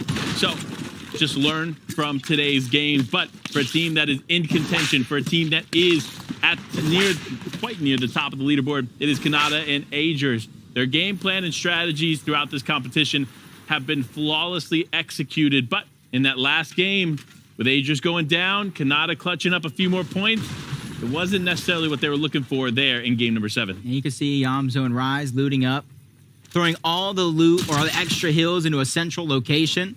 That way they can keep stacking themselves up, figure out what loadout they want to get, and then continue on with their game. A solid game plan, if I say so myself. I've seen so many teams use similar strategies to kind of stack up their Storm Surge so they don't have to worry about later in the game while maintaining as much heals as possible.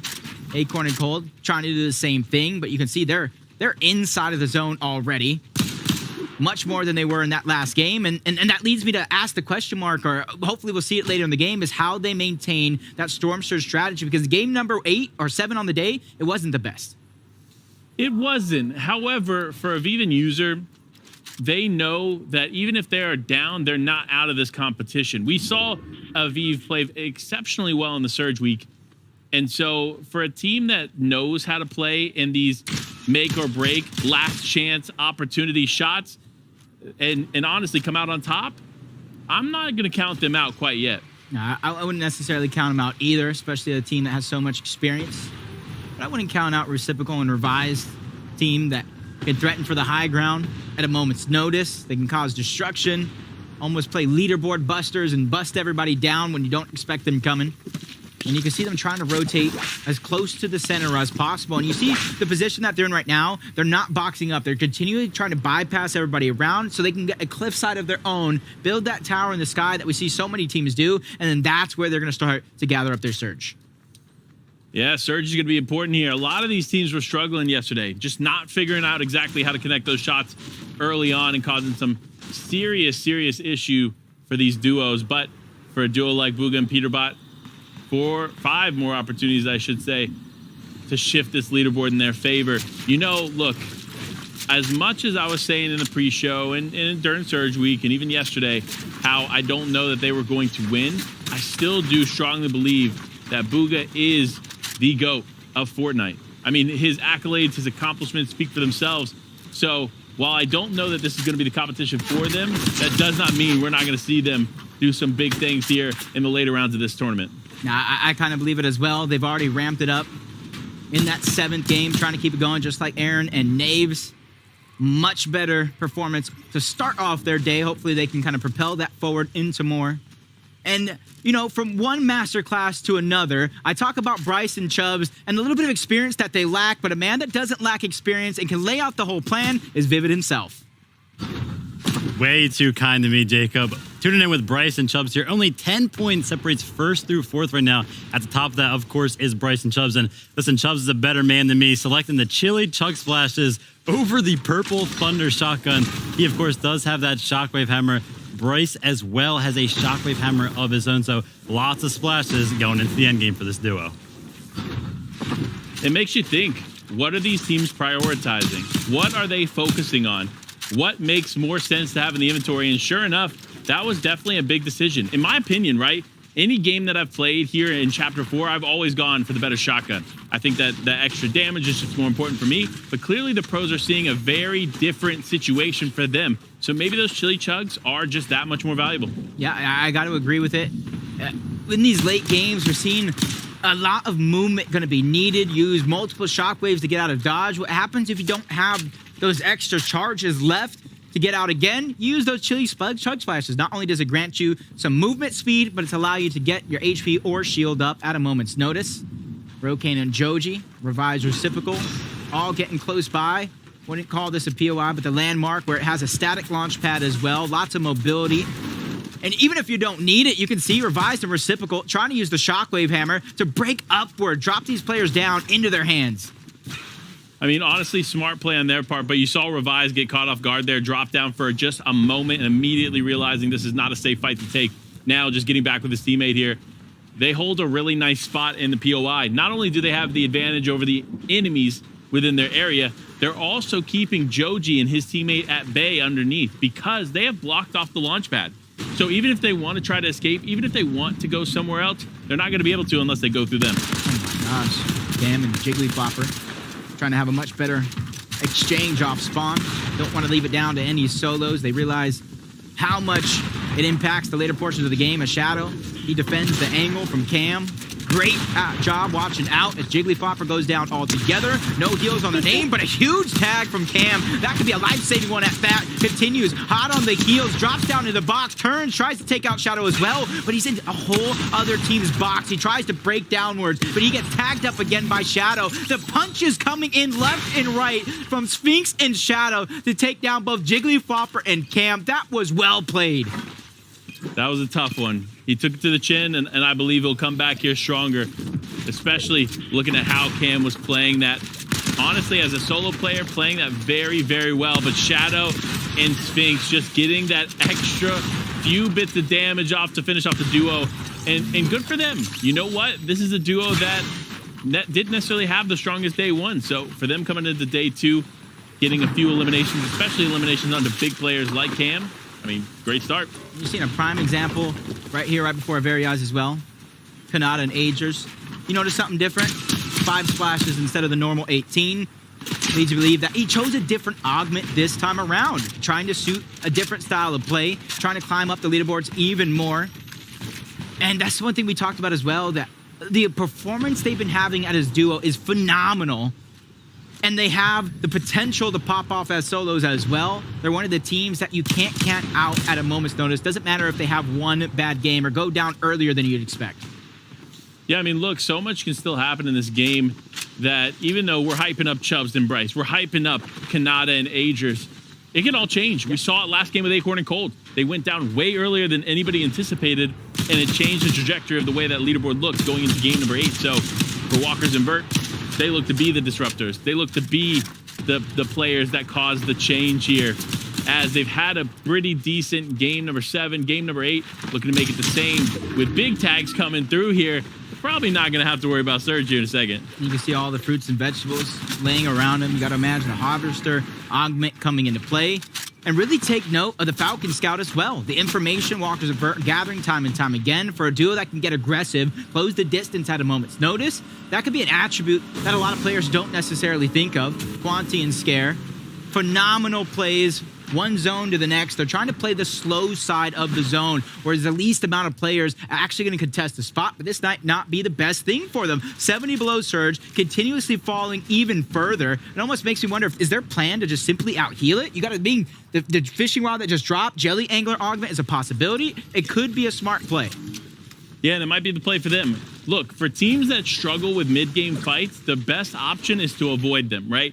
But when you avoid mid-game fights, you also run into issues with surge. So the only answer to that, in my opinion, is the Jelly Angler Augment. I mean, look, that thing, when you are set up near a body of water and you just fish with the rod that is provided through the Augment, you're going to be able to heal off against pretty much anything. So for them, that's their challenge. Will they just tank Storm, tank that surge, and hope that other teammates end up going down or other players end up going down?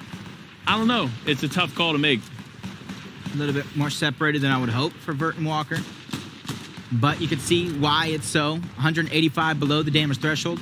Trying to gather additional angles to try to pop some shots. You can see Vert's going to be the one to stagger himself farther back than Walker's. He has the Shockwave Hammer. He can close the distance sooner rather than later. Doesn't like what he sees and immediately tries to reunite. They already built that tower high in the sky. They just have to extend forward just a little bit, but Walker's taking a little bit too much damage. Heal's going to be used moment here to stabilize, but you see so many other teams on the side. This is what you're talking about. You take that damage early, you're closing the opportunities that you have to grab the Storm Surge. Gotta be careful. Yeah. You definitely do have to be careful. You can't be putting yourself out there. We saw that with Peterbot yesterday, where he was just basically diving in front of shots. I mean, he's looking for surge, and rightfully so, he needed it, but he ended up taking way more damage than he should have. And unfortunately, that's what we're seeing here happen with Vert and Walkers. Not only are they getting tagged up by Surge, but they're also getting tagged up by the players there in the distance as now Walkers is down. But looking to connect those final shots on the Vert here are two teams, Revive's Reciprocal being one of them. Of course, this could be huge for them. This could be the refresh that they absolutely need.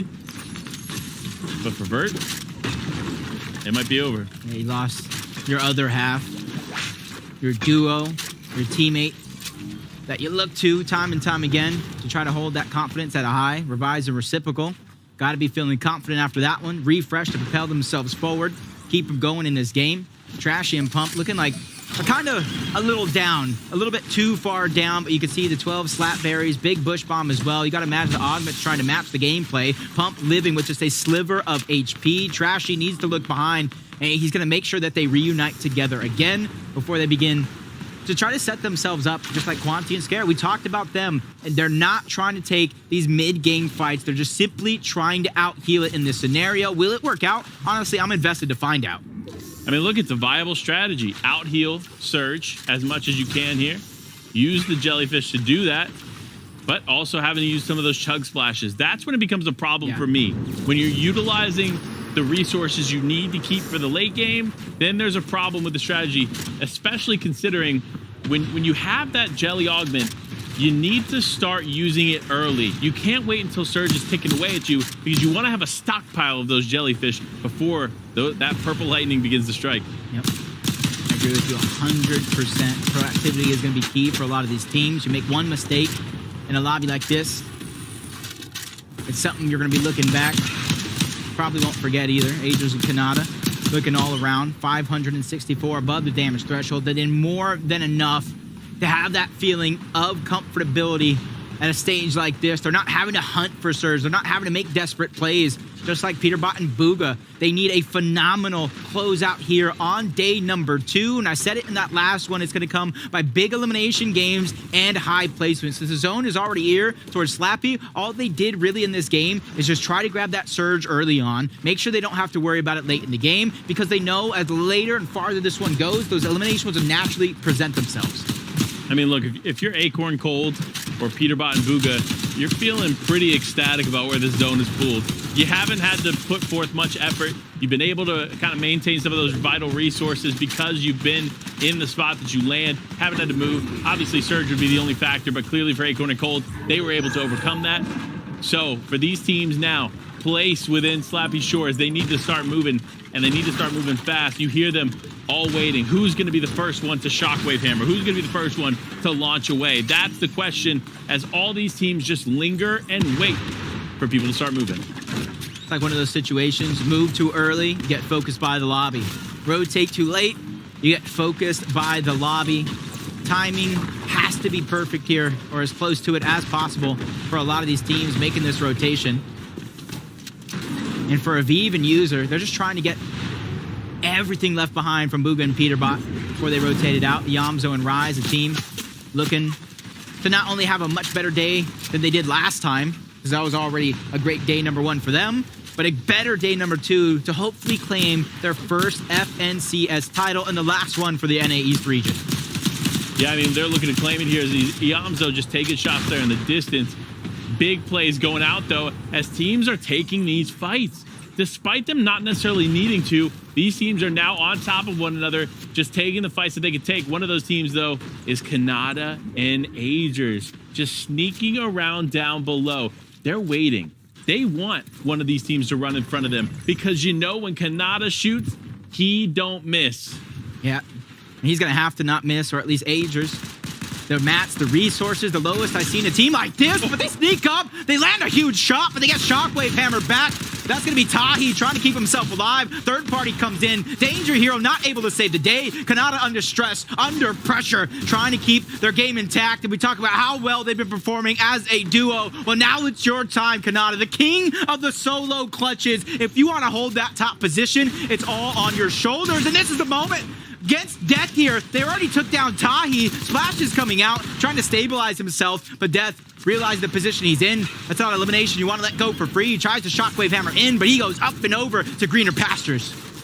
Yeah, this is a tough rotate for Kanata, as he's now the focus. Anytime you get in a fight like that and you're not in zone, you're immediately going to be looked at, and unfortunately for him, that's what's going to happen here. But Danger Hero popping off here. He's going to get a little bit of help, but it's not going to be enough. No heroes in this situation, as both Kanata and Agers could not hold on, despite that Danger Hero augment activating. Hello, leaderboard.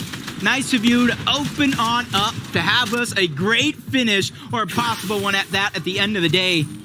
As you look on board, Pump, who went down, Trashy's gonna be the last one left. 10 HP, 8 builds to his name. The information right now isn't how to get to the next zone, it's how do I get this refresh to keep myself alive.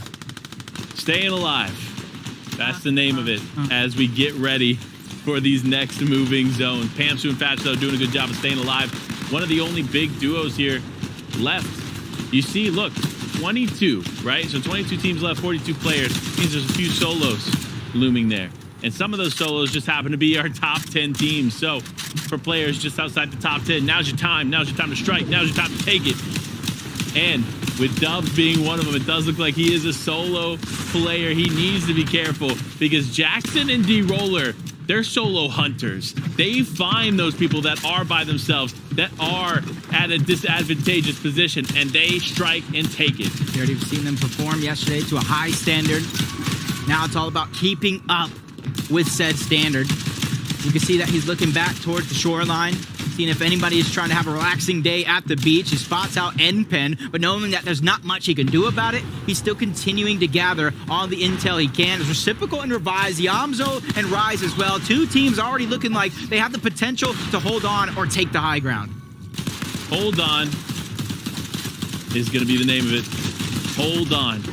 Because this is about to be the bumpiest ride of grand finals here in the NA East region. You see the storm pulling towards the south. Acorn still in it. Pamsu still in it. And Yamzo and Rise not only in it, but taking high ground. This is going to be a great chance for, honestly, for Yamzo and Rise not only to take and hold on to this high ground, it's hold on to it from zone after zone after zone. They're moving on back over towards Slappy Shores to where there is some height already out there. You see Fatch is peeking through, and he just catches Trashy slipping, plays a game of peekaboo, and comes out on top. I mean, I'm going to be honest. I'm impressed that Trashy lasted that long. That was really good. 10 HP, no material, just hanging out as a solo player. But Fatch able to pick that one up. Tragics and Sisto looking to keep this one going as they take some big shots. The Mythic Munition Augment playing into Tragic's favor because that man don't miss. Yeah, I heard that in the distance. Launchpad going down. That was Quanti and Scare who was able to find that one up while they were fishing for jellyfish. It's going to be recycled by so many other players in the lobby who might lack that mobility. Yamzo spots his time to go from one high ground to the other. These builds from the start of the game. You got to thank Acorn and Cold for that one, as Bugha and Peterbot trying to stay out of that destruction that is on the low ground and even finding some shots towards the backside of zone. That's going to be Dubs who feels that hurt in the morning. Yeah, that's going to be a painful shot that he's going to have to take there on the chin. But Fatch and Pamsu dropping the team down does take quite a bit of damage, so going to need to heal back up and just play off of this. They got some shots in. That's great. That's going to keep them above the threshold, but you can't afford to continue to pursue that fight, especially with the way that it was going. But for Avivan users, they're on the back foot. They're on the edge of the zone, and they need to start going. They cannot afford to take storm damage like this. You see, he does have a med miss and some chug splashes. However, those are way more valuable in those final moments of the game when you know you can play the storm. You can see Amzo and Rise building underneath, just like you see some of our top competitors from every single region begin to reinforce their chances. Pamso and Fats still trying to cause chaos in the lobby. They took down Kanata, almost took down Bugha and Peterbot as well. Superstar or no superstar, they came to play and take over here in day number 2, and you can see him trying to break through, reunite with his teammates. Being box to box towards his end game is going to be important and crucial for the success, and you can see Bugha under pressure. Peterbot's going to hold the covers, and now they keep this show on the road. Yeah, and this is the big game that Bugha Peterbot needed, but as I say that, Revise takes a big shot onto him, but not going to be able to find the full elimination as Revise now weak. Needs to do something here though, but unfortunately not going to be able to do it. It is going to be Scare going to take him out, and Acorn and Cold our Slappy Shores duos are still in this game, and Acorn and Cold look to reclaim the top spot. They had a little bit of a blunder just in that final game yesterday to start the game today. Quanti gets caught slipping. Cold and Acorn looking like they're trying to take over the dirt. The low ground is all theirs. They're trying to stay ahead of everybody else, looking back only when they have to. Just like D-Roller and Jackson, they know a siphon is imminent with only a few bills left to their name. Ariel's coming out, trying to make sure that he stays as high away from that low ground as possible, but down goes Bugha. Now it's Peterbot to show us what you got, and he's going to shockwave to the front side of zone, trying to keep himself alive. He's doing what he can here with the minimal resources that he has. He's going to have to find something here if he wants to stay in this game, and he's looking. My man, when this guy shoots, he don't miss. So the way he's looking at these shots is going to be huge. He's actually going to go for height. Wait, this is so risky for him to take out high ground and focus them. But sure enough, it does end up working in his favor, causing Yamzo a little bit of damage, but it's not going to be a good exchange as the Yamzo and Rise end up cleaning them up.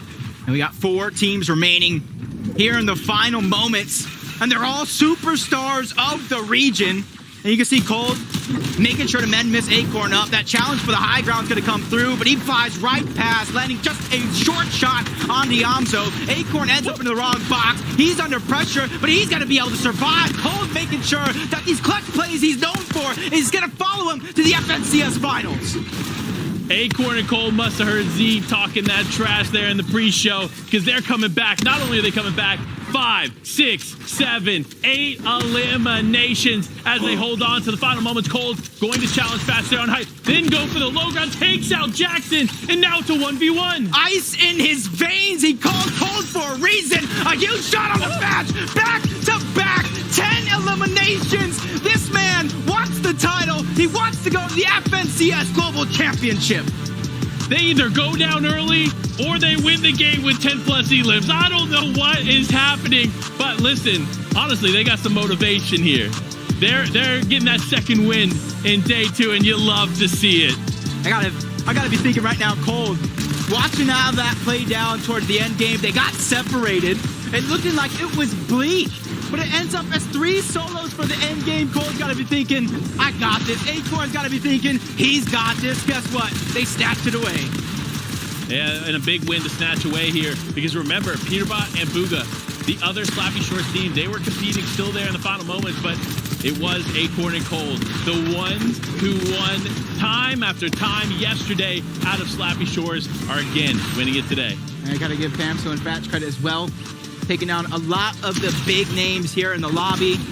Not taking them down themselves. Took them down low so another team could.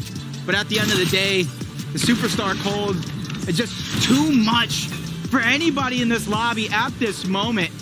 And we talked about the game number 7 blunder, game number 6 yesterday. That is long behind them. They're ready to take the next couple games by storm. They absolutely are. But look, there's going to be some shifts on the leaderboard, and the only people that can break them down for us is Zeke, Kelly, and Taco. Cold. My gosh, this guy is on another level. Can I just say his ability to isolate players, just make them feel for like a moment they're safe, they're fine, and he's just waiting there with an edit, waiting for them to just drop that guard for a single moment, and he takes full advantage of that. I think my favorite part was honestly right at the very end. He recognizes that there's a gold auto maven right for the pickings, manages to grab that, and that's actually what helps him solidify the final elimination blow to clutch out this win.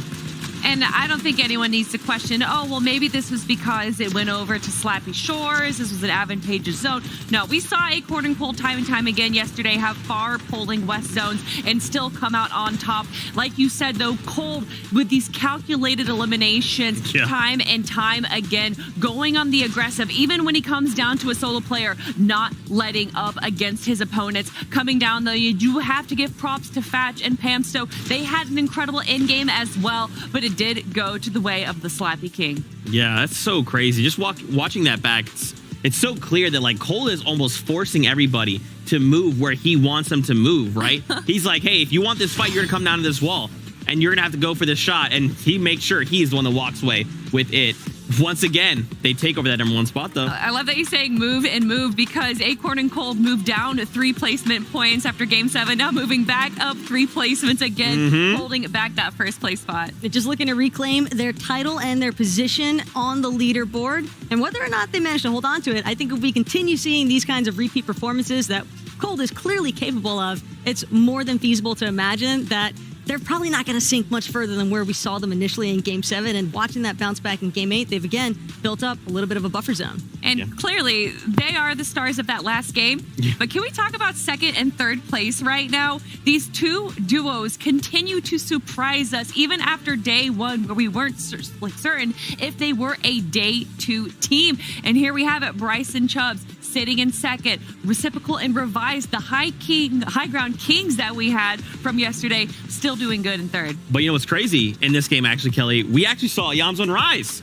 They were the ones on high ground this time. They're like, Revised, Reciprocal, no, we would like to challenge. Apparently in day 2, everyone's looking to play height. And one of the best things that Yamzo and Rise did with this height is that when they noticed that the zone was pulling back towards the territories that they had high ground builds, not necessarily them, but just builds in general that were going high up from 4th and 5th zones, they were able to connect to with using the Shockwave Hammers to launch themselves toward that front side of the zone. And they also made sure to cover their tracks. They backtracked and made sure to connect as well to where they were just at, just in case. You never know which way these zones are going to start moving. But I think that ultimately it starts with Peterbot actually chopping Yamzo and Rise in the first place. You do have to give credit. Peterbot, we saw yesterday going down early a few times. It was Booga who had to come out with the solo clutches, and this time the roles were reversed. And like you said, we saw Peterbot trying to take down that high ground and even then trying to contest it, going for the shot, but unfortunately just falling a little bit short. But again, this is what we expected out of the duo yesterday, and they're finally showing up when they need it most. And once again, back to Yams and Rise, right? Props them. In that moment, if we're getting chopped, like that is a very scary situation because you don't know what's coming. You just know you're going down. For them, they're like, hey, there's someone right there. And then both of them are like, all right, let's deal with that as an issue, right? Being able to just react like that so fast in those high pressure situations is incredible. And the problem is that Peterbot, again, he's kind of just forcing them to play down at everybody else's level. They had such a strong control over that high ground. We saw a couple of duos try to attempt to overtake it, but Yamzo Rise just instantly forcing them back to the mid ground, back to the low ground. And again, if Peterbot doesn't find that initial spot scan where he's like, hey, why are we letting these guys play up here in the first place? It was a little bit of sabotage, I think, on Peterbot's end that happened to just work out really well because then Cold had an opportunity to try and challenge. And granted, he didn't actually close out anything there, but it's the fact that Yamzo and Rise were having to take shots in the first place. Yeah, so absolutely insane. And I mean, even think about like, my mind's racing, by the way. I think about like Kanata, right, in that situation as well earlier on in the mid game, being left as a solo rider saying, What am I supposed to do? The lobby, everyone is drawn. I've drawn the ire of everybody. It ain't gonna look good. Yeah, it also didn't look too good for Trashy and Pump there. Finally having a bad game, and they've done an incredible job so far. But if these zones continue to pull that far south side, and if they don't have that contesting going on in their drop, seems like this might be it for them. I did love, though, seeing Trashy there at the end, just kind of hiding, feeling the most. Yeah. 10 HP in a dream at that point. Listen, those little things could make the difference, right? That time, it didn't, but maybe in the coming games, we could change up the strategy. Remember, we have to adapt if we want to be in that #1 spot, but we know you want more games. We do as well. So find your seats on the battle bus. This is game number 9.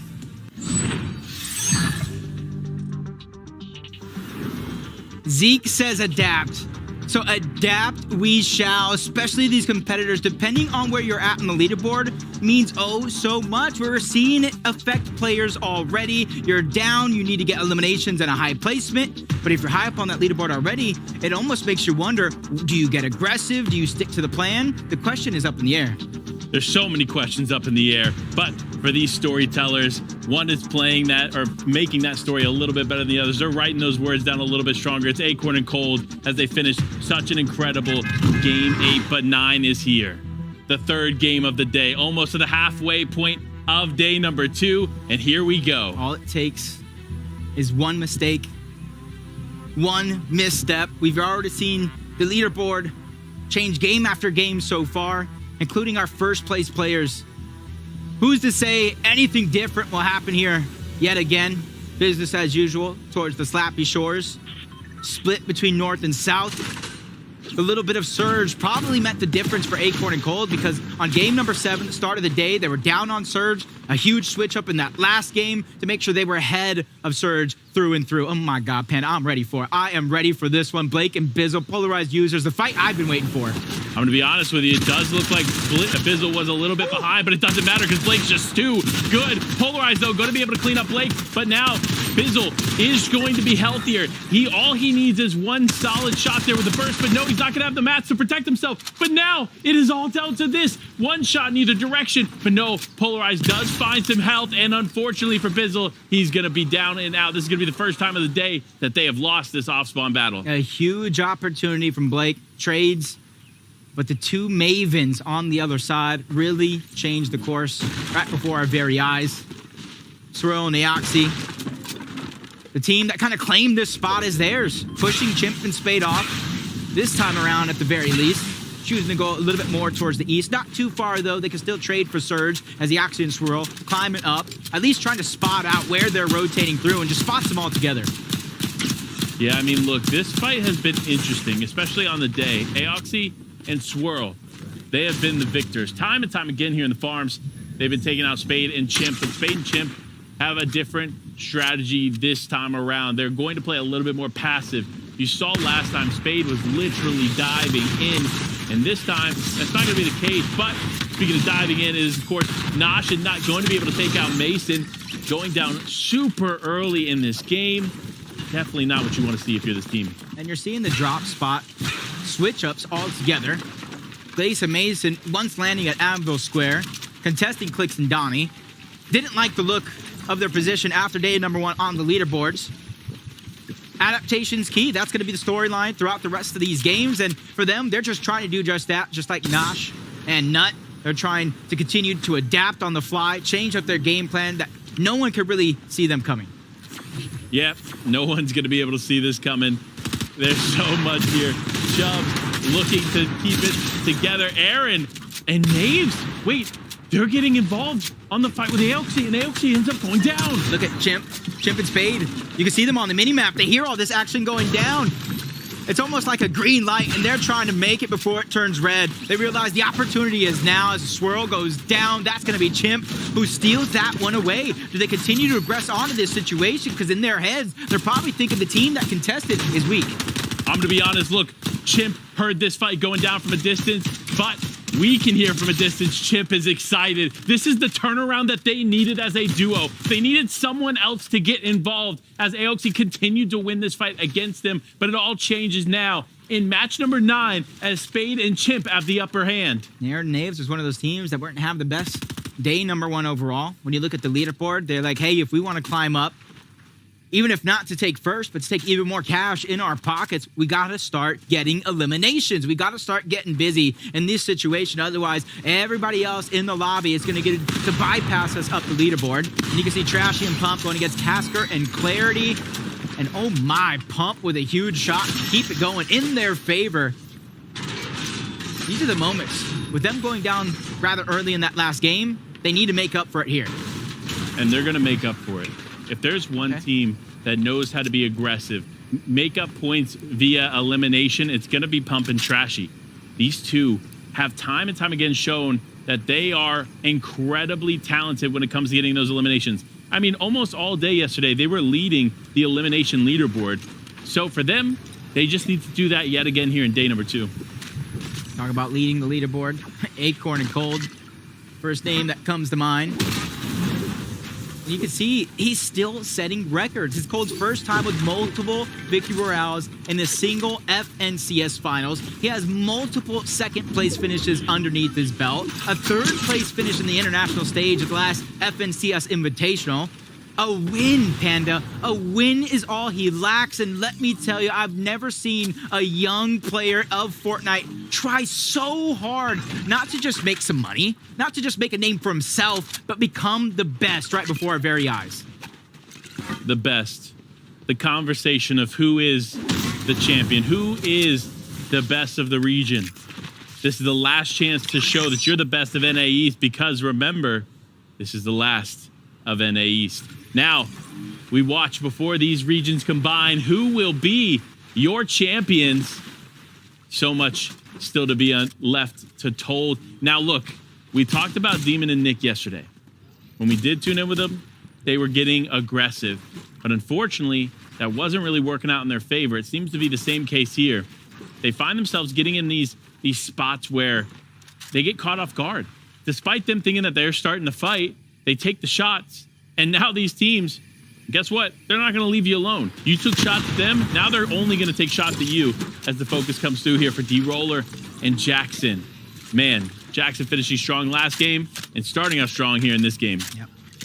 Saw the struggles that Glace and Mason went through to start it off. He was just trying to hope his best to kind of get the reboot card, get Mason back in all together.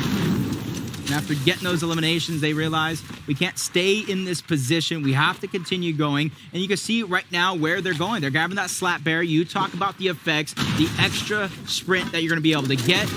That way you can save those charges for the Shockwave Hammer. And you can see how this one ended. They spotted out Glace, 2 different angles. He tries to go for I got to give Glace that. At least he went down trying. Hey, listen, sometimes you just got to go down swinging. That's how these fights go. Not every single fight is going to go in your favor, but for teams like Crackly and Co., they seem to be winning theirs early. But we tend not to see this team in the end game. And that's why they find themselves towards the bottom half of the leaderboard. And unfortunately, that's what they need to reevaluate. Is this aggression early on really worth losing those so valuable placement points later on? That's something I think a lot of these players in this lobby are kind of going through, that mental game. Battling with themselves. Is this the right play? Is this the wrong play? Do I get aggressive here? Do I try to back up? Decisions are crucial. And with each passing game, they get even more important. You can see an augment that I actually haven't seen too much of. The tactical AR and the combat shotgun. Yeah, that tactical armory augment is, honestly, it's underrated. Obviously, we see it a lot more in zero builds, I think, than we do here in the standard competitive mode. However, that doesn't mean it's not as valuable in these modes as well, especially when you're struggling to find a shotgun. It's going to be effective for you in the end game. And man, is the combat shotgun effective there in the end game? And I kind of think of the idea that the tactical AR also has the red dot, so it's going to allow you to get Storm Surge. Not a ton, because it does use small ammunition. But Bryce and Chubbs over here towards Faulty splits the zone, continuing to push everybody towards the center.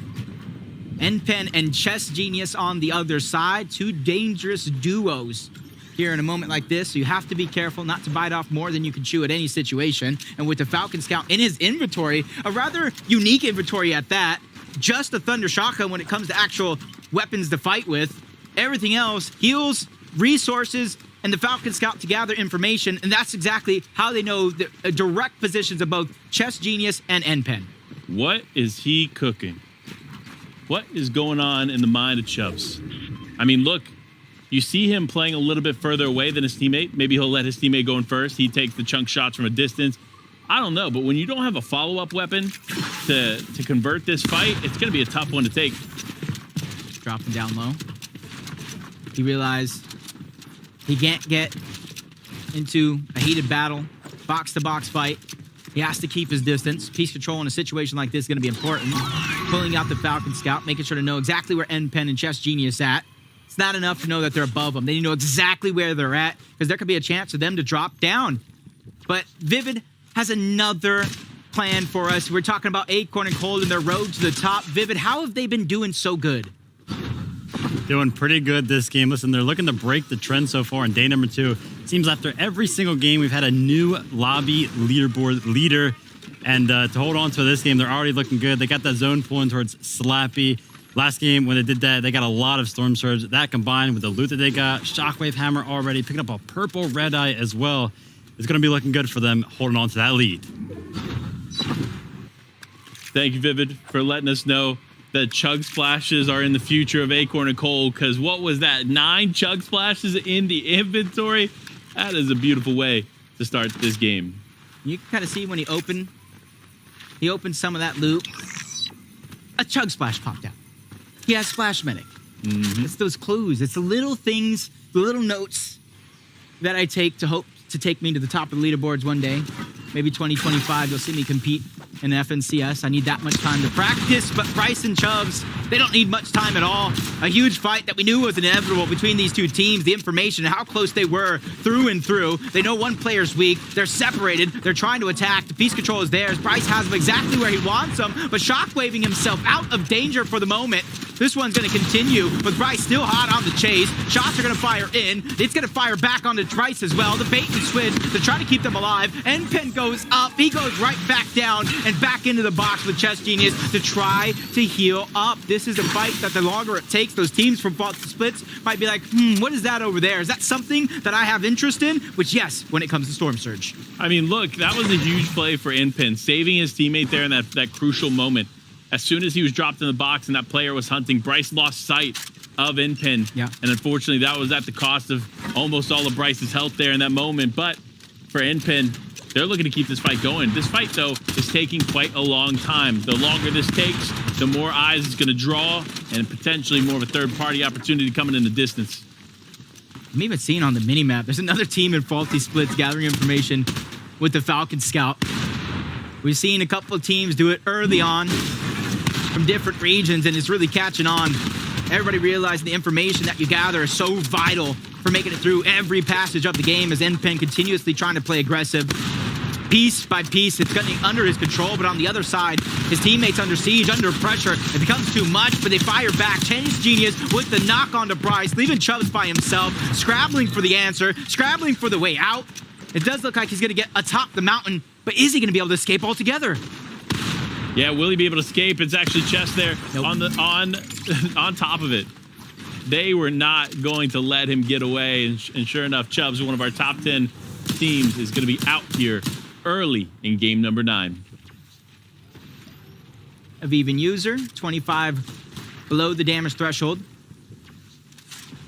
We can see them looking on in the distance as the zone continues to pull towards the south portion of the map. They're hoping to gatekeep anybody still left wandering on the north. They continue to bounce up and down that threshold, but user found a passage that they can go because they realize Storm Surge isn't the only thing we got to worry about. We got to make it to zone because yet again, another far pull for Avivan users.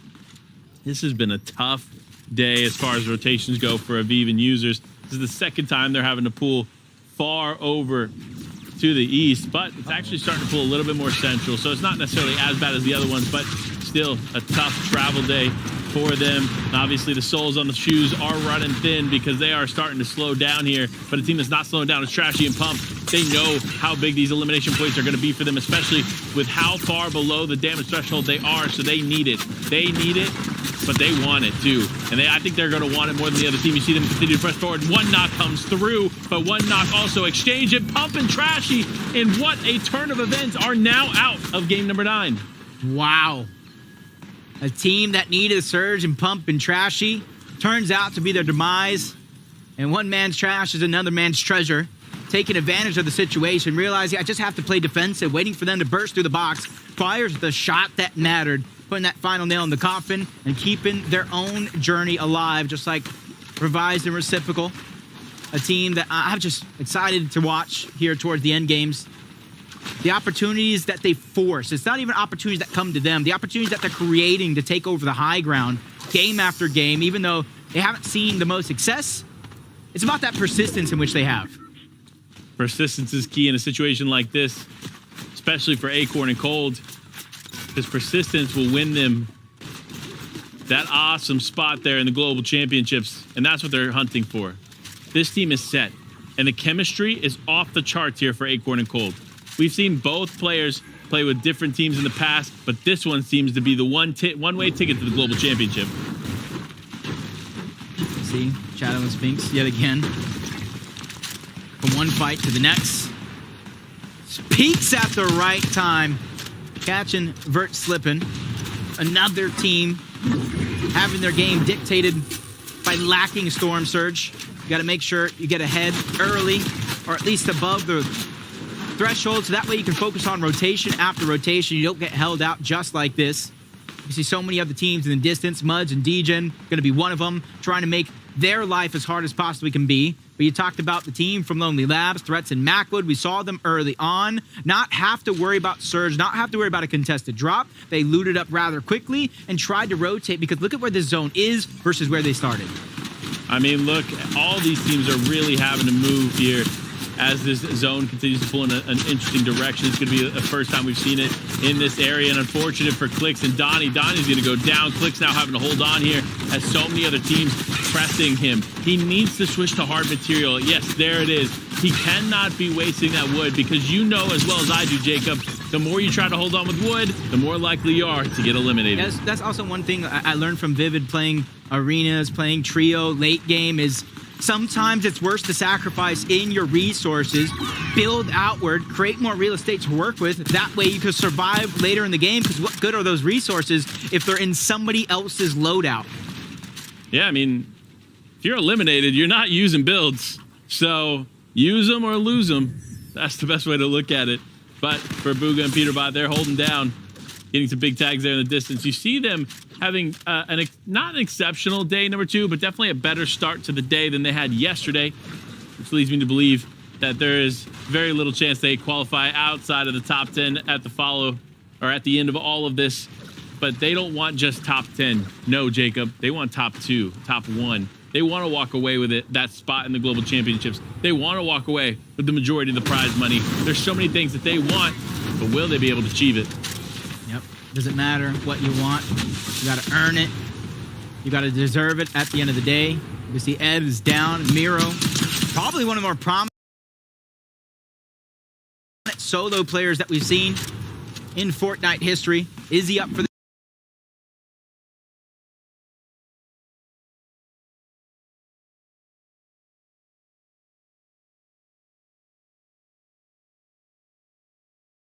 the challenge? That's the question we really got to ask ourselves. Probably the farthest to go before he's in zone. Also as a solo, trying to use as much of the big bush bomb and the bush warrior augment to try to get himself to 100 effective HP and shields. That way his rotation doesn't come with too much damage and too much resources to be used overall. Yeah, expending a lot of resources here is not a good look here at this part in the game. You know how much you need it in the end game, and that's what teams like Pamsu and Fatch are going to do. They're going to try to take shots. They're going to try to get involved here and try to use as many materials as they can to get the fight, because they know how much that refresh is going to provide for them, and that's what you see here, them going for that refresh. It does look like they're so close to getting elimination onto 1, but another team now getting involved here. This just makes it tougher and tougher for Pamsu and Fatch to finish this off. And now Fatch taking a ton of damage and going down. Pamsu as a solo player, will he be able to clutch it up? It looks like he's just trying to disengage from the scenario. Build a box for Fatch try to find some sort of safety, but in comes Chimp, in comes Spade. Everything comes crumbling down. You add in Scare from the distance, who finishes off the Refresh and the Siphon. Not going to be able to get any of those mats. There goes Chess Genius coming in like a candy-stealing baby. He literally ran in here. I'm going to take this. Peace. I'm out. And immediately getting out of that situation. Honestly, good on him. But for Scare, he's holding it down as a solo player. It's funny how these events transpire. You see Fatch and Pamsu looking to take advantage of Scare being a solo player, and then all of a sudden, another team gets involved. Fatch goes down, and now we're here. A 1v1 with Scare and Pamsu, but with other teams looming in the distance, I don't think either one of them are going to be able to make it out. Ooh, almost ends up in the box. Fatch has just a couple more seconds to try to get above the threshold, but he gets shut down altogether. A huge shot by Pamsu, trying to use the distraction all around to stay alive here as a solo. Chances of getting Fatch back in are almost slim to none. As Cold goes down, this is great for everybody else in the lobby. We talked about how much of a gap they have built themselves in game after game up until this point. Just 14 below. And he's continuously falling, and he doesn't get it off in time. The splash is not going to be able to be used. Down goes Acorn and Cold. Up goes everybody else. This is their chance to rise to the top of the leaderboard.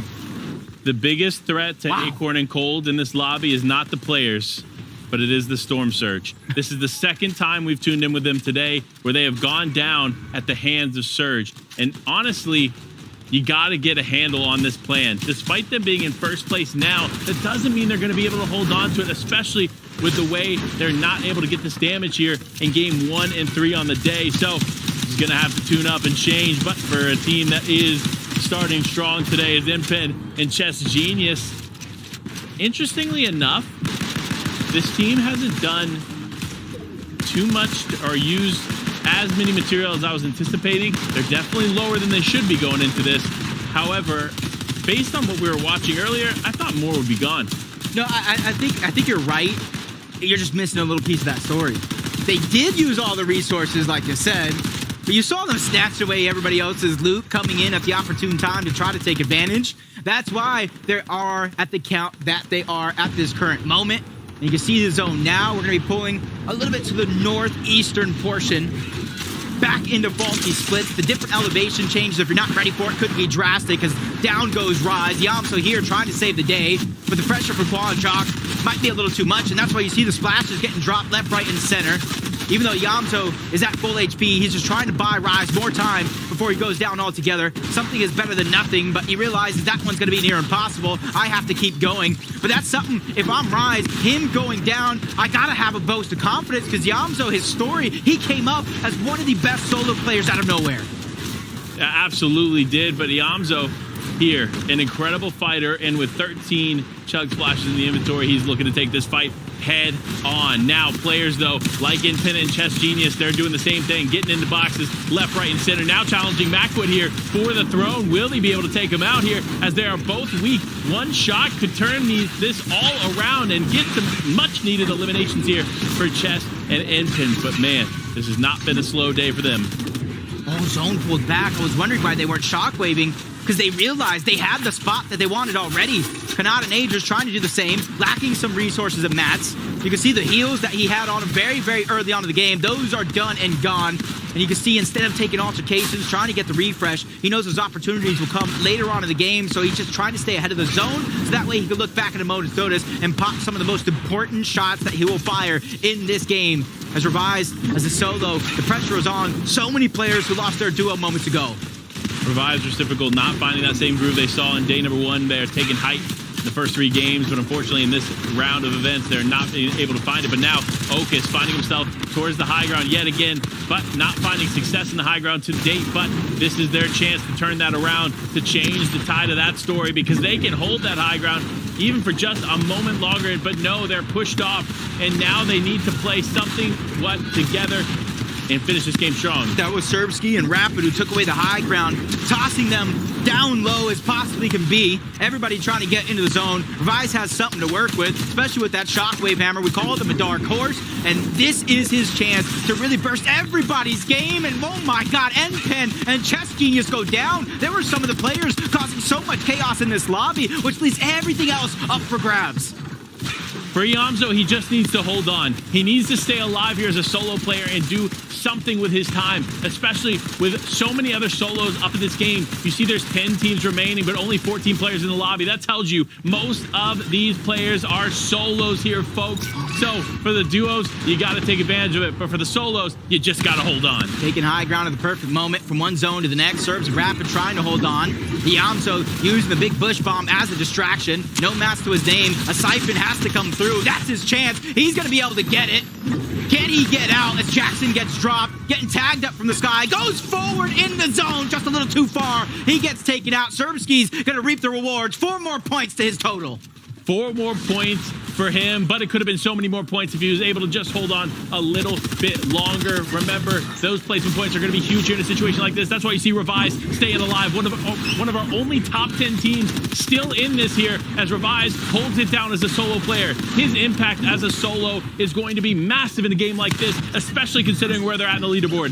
You can see him, spots that player, trying to drop it down low. That was a great opportunity for the 2v1. It's just too much to overcome as we get into our top 3 teams, as Dubs and Xcept somehow, some way have stolen away the high ground at the perfect moment. The other full duo left is at the ultimate low. That's Qual, that's Jack, with Serbski being that meat in the middle. He once held the high ground, he always held the high position. Now he holds on to 3rd place as he gets taken out of the lobby. Qual and Jack look to finish it off strong here. Hammer play to knock down Xcept. Dubs sent into the storm. Qual looking to connect the shot. They're exchanging quick. Dubs goes down. It's all up to Jack. Will he be able to take on the fight there with Xcept, despite his teammates still being in it? Every shot's going to count here. Will he clean it up? And he does, as Jack and Qual walk away with the 9th victory royale of the grand finals. 9 victory royale of the finals, like you said, and they did it with 11 eliminations. That's 44 points off eliminations alone. They're trying to close the gap as much as possible. They're saying, why not us? Why can't we take home the Axe of Champions? They heard us talking about all these other teams, and they said, hey, where's our story arc? Oh, game 9? Yeah, it's right now. You see the elimination on Serbski, moving him into 3rd place in that game. And the way they closed it out, a missed shot by Dubs almost cost him everything, even though Xcept tried to go up and steal away the high ground. At that point, it's just over. It's too late. Quad Jock, they held onto the low ground. Even if he had all the mats in the world to keep building himself back up, they had the shockwave hammers to force him down into their hands regardless. A huge opportunity for them to gather their points and a huge moment to build that confidence. It is. This is huge for Jack, and Qual could turn things around for them in this tournament and be a momentum shift that they much so needed. But we got to see where they lie on the leaderboard. And 3 people that we know can take care of you is, of course, Zeke and crew. Thank you guys so much. Game number 9. The lobby's had enough. They've said, hey, you guys all at the top, you know what? You're all solos now. We are fighting back, and we're going to make sure we can close the gap that you have created for us, because this was a game of solos. This was definitely an instance of solos. And another thing to note is that even though Quat and Jack, they did a phenomenal job working from the low ground, this low ground capability, I think, came as a result of Iamzo and Rise for the first time not having that total control of the high ground and kind of limiting what was actually happening underneath. I think also a part to their success, probably the biggest key here, was that Falcon Scout. We saw it yesterday, a few teams using it around Zone 6, Zone 7, but if I'm not mistaken, Jack and Qual were using it around Zones 8, which in itself is a little bit dangerous because you're not allowed to move when you're using that. So quickly popping it, getting an understanding of where everyone is, which when you're on the low ground is incredibly valuable. Maybe that's some of the secret tech, right? All these players have saying, hey, we have these things we're going to use in grand finals to try and find that number 1 spot. For them, though, translates to a victory royale, at least in game number 9. We now look at the standings to see how things are going. My, oh my. Acorn and Cold. How do we stop this? And just how do we stop these guys? They're so good. This is a pretty stubborn leaderboard as far as the top 5 is concerned. But again, even though Acorn and Cold, they didn't actually manage to make it as far into this one as they would have liked. But again, they have a little bit of that buffer zone. But pay note to Iamzo and Rise. We saw so many of our teams from the top 10 get elimed early on that it opened the doorway for them to clinch out for moving up 3 placements into that 3rd place position. So Trashy and Pump, they've got their work cut out for them. Yeah, with these zones, it's a little rough for them, but a team that it's not rough on is Kanata and Agers. Obviously, these eastern zones definitely seem to be favoring their position right here. And from early on, Kanata just going for these long range red-eye beams, absolutely decimating players and making sure that they're staying above the storm surge threshold. It's just so tough when so much congestion is actually taking place inside of these lower layers that even if you're trying to challenge a box directly in front of you, you don't know if someone's going to be pushing in on your backside at the same time because the shockwave hammers as well, destroying so many of those builds in the mid ground. It can just be really difficult to work through. Again, this lobby, they're just saying, we've had enough. We don't want this anymore. This is now an all-out brawl. Now, for just a moment, let's take a step back. We actually have a member from our community who's going to be standing by. We're going to get to talk with them. It is none other than Vanessa. How's it going? I'm great. How are you guys doing today? Fantastic. The games are absolutely wild. Vanessa, wanted to take a moment here to catch up with you. Obviously, you were invitational, got to be interviewed there on stage. Now, with that kind of in mind, we're going to get the run back, but this time in the form of a global championship. How do you feel like these events will compare? I think just because with the creation of NA Central and the combination of East and West, there are going to be way different duos that form on the North American server. So we're all used to seeing EU on top. So I'm excited to see how those different duos could take the top of the leaderboard at FNCS Global. Definitely something to keep an eye out for. But Vanessa, we know that you're a pretty fierce competitor yourself. And given the fact that you participate in so many tournaments and events, what's been some of your favorite aspects of playing versus watching, for instance, Grands today? I'm a very competitive player, and I know I'm not a pro, but I love seeing how I can improve, how me and my duo can improve, and comparing it to different chapters, different seasons as well. And I love watching FNCS because it just helps me as a player. And we've definitely seen duos today improve as well. But if there's a duo that stands out to you that you think can walk away in first place, who do you think it is? I hate to root for any one team because I'm happy just to watch and honestly cheer for anyone because it's so exciting. But I think just to see Revise and Reciprocal on top because they're really just switching up the leaderboard right now. Yeah. Well, listen, I'm gonna fight you on one point. You are a competitive player in all of our hearts. Okay, don't you forget it. Thank you. Now, for all the fans out there, Vanessa, where can they find you? At Vanessa BTW on Twitter is where I'm usually at. There you go. Well, hey, Vanessa, thank you so much. Enjoy the rest of the competition, and we'll see you later. Of course. Thanks for having me. Of course. Such an awesome time. We can't forget, we're still here in the grand finals. We only have 3 games left to go. And after 3 games, we will know who walks away with an Axe of Champions. And, of course, a guaranteed spot going to Global Champions, or Global Champs later. And the money. And the money. Of course. There's so much accolades, all of it. I think I'm just ready to get back into the action. I know I want to keep talking. There's so much that we can continue to break down and dissect, and we'll have time for that. Don't worry. But right now, we have to get back into the games. Game 10 is upon us. 3 games left. It is now or never for these duos. So let's get back to it.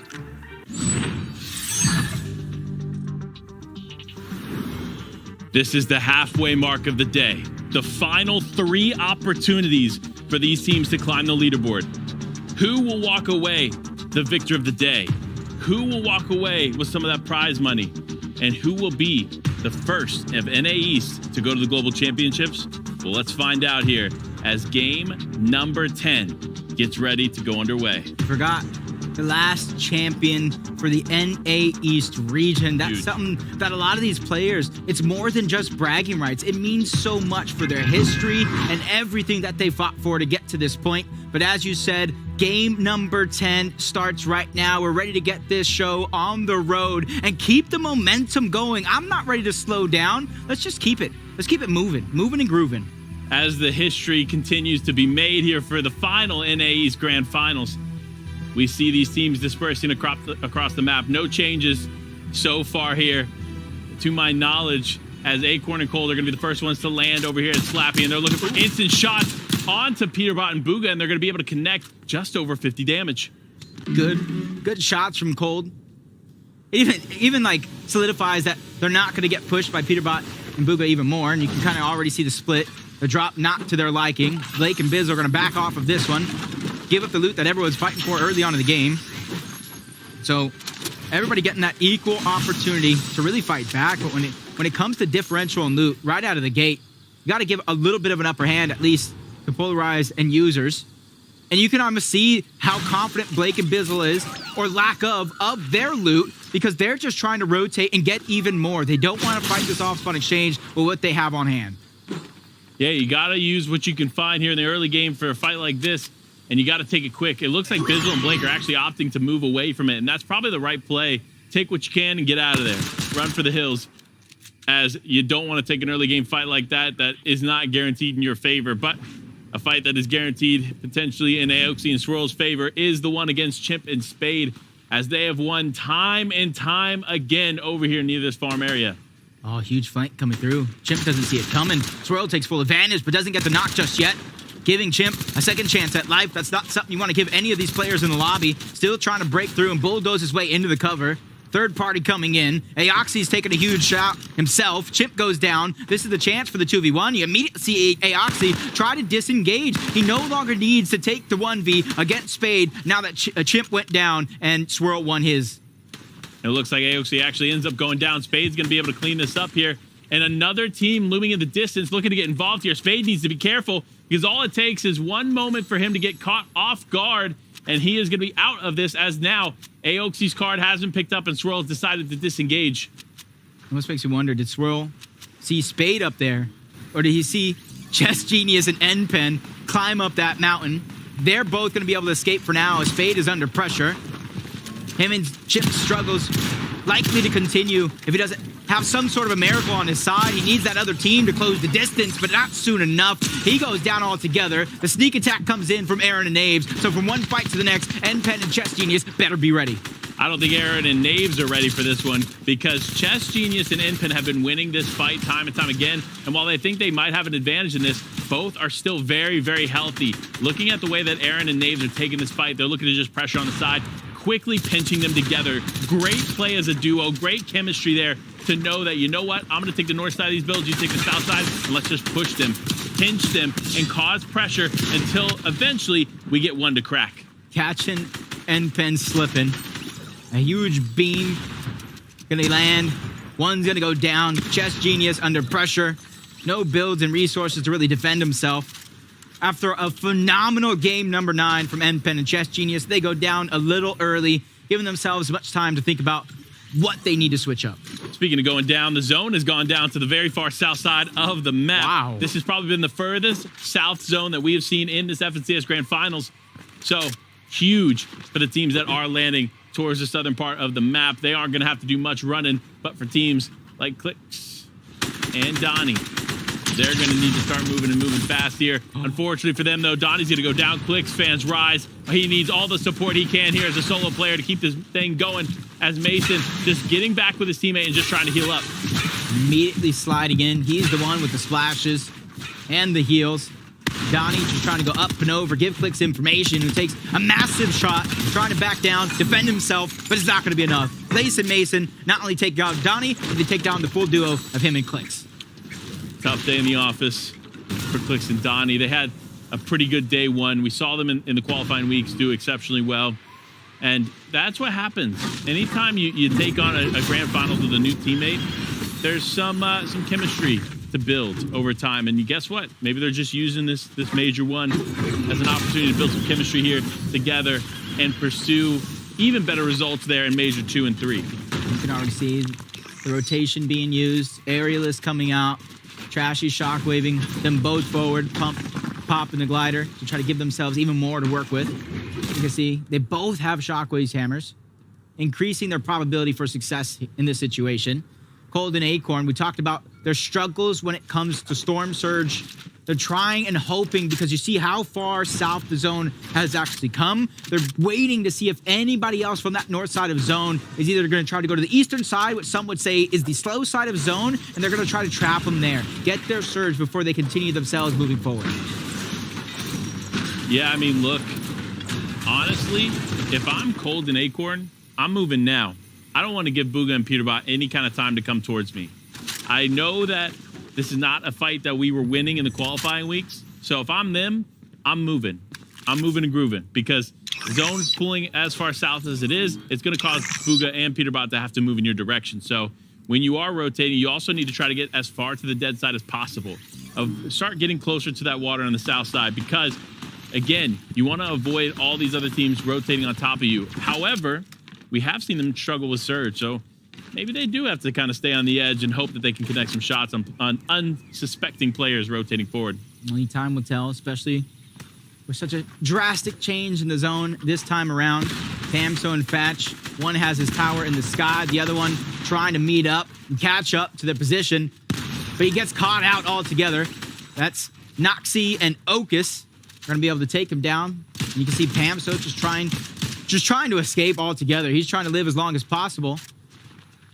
And it is quite early in the game, Panda. So, I mean, if he could somehow lose Noxie and Aokus in some sort of cat and mouse game, he could circle back, try to get the reboot before it's too late. If they let him. If they let him. That's the thing, right? Look, these teams, when they realize you're a solo player and they know for a fact that you are, they're going to continue to hunt you. They know that you're at a disadvantage. And so, for a team like Okus and Noxie, they're not going to slow down. They're going to continue to try to push Pamsu. And that's what you see here as Okus drives the vehicle directly towards Pamsu, causing a ton of damage onto him. But Yamzo also not too far away, looking to get into this fight too. This could be dangerous for these players. Dangerous? That's the name of the game at this stage. Game 10. Anybody's a threat. Waiting to strike. Including this man right here. I'm just waiting for that pop-off moment. Classic Kanata to really show up and shine bright. Him and Agers having a phenomenal day number 1. Some struggles here, trying to mimic that here in day number 2. But we got Kelly from the stage to the mid-game, linking it all together for us. Thank you so much, Jacob. When we look at the duos, we don't just look like what they can do together, but what they can do individually. Acorn looting up here and rotating over to more Oathbound chests. And then, of course, Cold with the roles reversed here, taking a few early shots onto Peterbot and Bugha, and then looking south and taking some more shots there. Clearly going to have a great end game, or let's see if they do. I think they will. I think with Kelly Link coming in and blessing them in the mid game, they're definitely going to have a better shot there for the win. You already know, but for Chubbs and Bryce, they need to continue to connect some big shots. One of the things that they were lacking before, they're not lacking now, and that is a secondary weapon in the inventory for Chubbs. Good change here. For me, at least, I definitely think that's the play. And honestly, you can see with one elimination, as we tune into Miro and Ed, you see Cam and the mini-map at that. He's by himself. Jiggly Flopper getting lost along the way. And for Miro and Ed, they can do one of two things. They can play aggressive, stay long in this zone, but we know how far south it pulled. So they can continue to rotate, get themselves that spot in zone, and just try to look back. That player, Cam, has to follow them sooner or later, but it seems like they're even going deeper in zone, trying to go back for loot that they know is there, scavenge themselves, and try to play to some slow side of the zone. I'm saying that loosely because with a far south pull and where they're currently located, I don't know if they're going to reach it. Look, I know that Frenzy Fields is the only POI in the zone, but the real frenzy is happening outside of the zone as so many players need to rotate into circle. You see struggles coming from players like Peterbot and Bugha who find themselves on the edge and need to start moving. There's so much distance between them and where they need to be. If they don't start moving fast, they could find themselves getting stuck out. Now, I was talking to my good old friend, Kinch, throughout each and every one of these days leading up to the finals, and he's letting me know some of the roles for Acorn and Cold. We know Acorn's the IGL, and it's showing in the stats. Over 60% of the builds in the late game comes from Cold, while 65% of the damage in the late game comes from Cold. I meant Acorn on the first one. The builds and the IGL comes from Acorn, but the damage all comes from Cold. The stats show it, and we see it happen right before our very eyes. It's just, can anybody else kind of mimic that chemistry? Mimic really playing into the roles in which makes a team great. Yeah, a team that can and definitely will here today is Reciprocal and Rise. Vanessa was rooting them on there in the mid-game interview or the mid-competition interview, saying that that was the team she was looking to win it all. And they're so close. They're on the cusp of potentially walking away with it. So it'll be interesting to see if that actually plays out for them. But a team that's going to be fighting on the edge here is Aviv and User. This team, not strangers to take in these fights in the zone. just like the LV says. He's a lethal villain here in this lobby. Him and User really trying to prove to be one of the top teams here on NA East before we converge into the central region for the first time ever. They're getting just enough surge to stay above the threshold and really have to focus on their rotation. See apples, blue mushrooms, splashes, using everything they can get their hands on to make sure they can save those chug splashes to the end. Instant heals are probably one of the best type of heals here in Fortnite. Yeah, I'm going to have to agree with you there, but for Aviv and users now, it's the time to move. And if you hear that hammer going off, you're going to start using a hammer of your own because a lot of players are outside of zone, and Aviv knows that. That's why he's turning around, and he's going to start taking shots at some of these other players that still need to rotate. And with Nosh being as weak as he was, it could have been an easy pickup, and sure enough, it was for user as Aviv looked there in the distance. But Threats and Playify kind of competing against one another here all the way out into the water. That is a tough place to find yourself. Yeah, they realize with that far south zone, they don't want to go directly in through the center. They know everybody else is going to have to force themselves into that same rotation, so they're trying to use the boats, use the water to try to rotate around all the danger, put themselves directly into the mid game. Reciprocal as a solo, 357 above. As a solo, that Storm Surge means so much more as a duo because you can split up, you can get the angles, you can find some.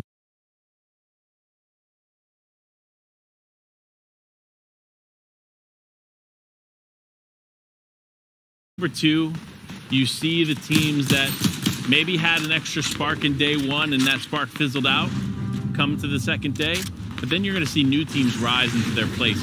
And Reciprocal and Revive, while they still find themselves in the top 10, I feel like that spark is beginning to fizzle out just a bit, so they need to do something to reignite what they have going on, or they'll find themselves falling way too far out of the leaderboard. Yeah, it just comes in these moments in the mid game, going into the end game. They expend a lot of resources and mats. As Trashy's just trying to figure out, what is the game plan? What do I do here as a solo? Do I rotate first? Do I rotate late? Kanata and Agers looking towards the back. They got their plan. Do not let this team in. We are going to be the gatekeepers. We will not let you pass. And on the other side, the team that is in pain right now, that's Polarized and Users. Users is already down. You can see Agers getting the credit for that in the feed. And that just goes to show that he has to leave his teammate there. There's no way you can be a hero here in this situation without costing yourself so many resources, mats, heals, everything, including positioning at the end.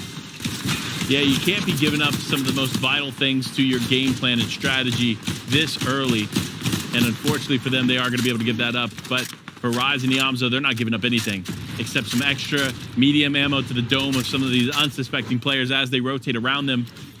And Rise and Yamzo know how to get Surge. I feel like this is a team that really hasn't struggled as much with Surge as we've seen maybe even in Acorn and Colt.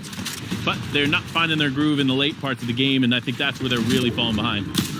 Need a little more juice on that throw next time, Rise. Landing right outside of the box of Yamzo, making him prone to probably taking some damage.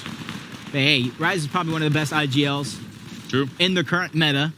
Can't fault him too much as Ruga and Peterbot trying to have the late game heroics. Day number 2, it's all on the line if they want to take that first place. And flying high in the sky, they take down Pam. So a 1-2 punch from Bugha. And that was a huge find. Not only the loot, but when it comes to the Storm Surge, now they're 124 above the threshold. Look, man, I said it in the pre-show. I'm going to say it again right now. Bad. The GOAT. Bugha, man, no matter where he places in this competition, still in my eyes, the GOAT of Fortnite. A hungry GOAT. He's ready to get fed more eliminations, more placement points. He wants everything. Just like Nastin and Flo, they're just trying to survive. Huge knock down on the crazy GGs. Playify in that slow rotation towards the outside. You got to imagine what that's doing to their Storm Surge game, probably forcing them into this exchange, but that's neither here nor there, because that's Bowen and Nastin is going to come out on top. You see the launch pad going down. They're going to have to try to protect it if that is their only rotation. That's going to be the question here. Does Nastin have a shockwave hammer? Because if that launch pad goes out, it might be the team to follow. Yeah, I mean, for Nastin and Flo, I think they need a big game. They need a win. Fortunately for them, they know how to get that win. We watched it in Surge Week happen in game number 2. So for them, game 10 might be the one that they walk away victorious. But Reciprocal still finding himself here as a solo player. Not only that, but he's holding it down. He hasn't really had to overcome much adversity despite the limited resources that he has. he still survived and carried on this far into this game. Yeah, that's what we saw in Bugha. One of the final games of the day yesterday. Peterbot going down to Kanata Agers. It was Bugha who outlasted so many other teams to give them hope going into day number 2. Why not give your teammate hope going from game 10 to games 11 and 12, closing out the day, just like Bryce and Chubbs, trying to put 10 toes down when it comes to their positioning on the leaderboard. Hold on for dear life.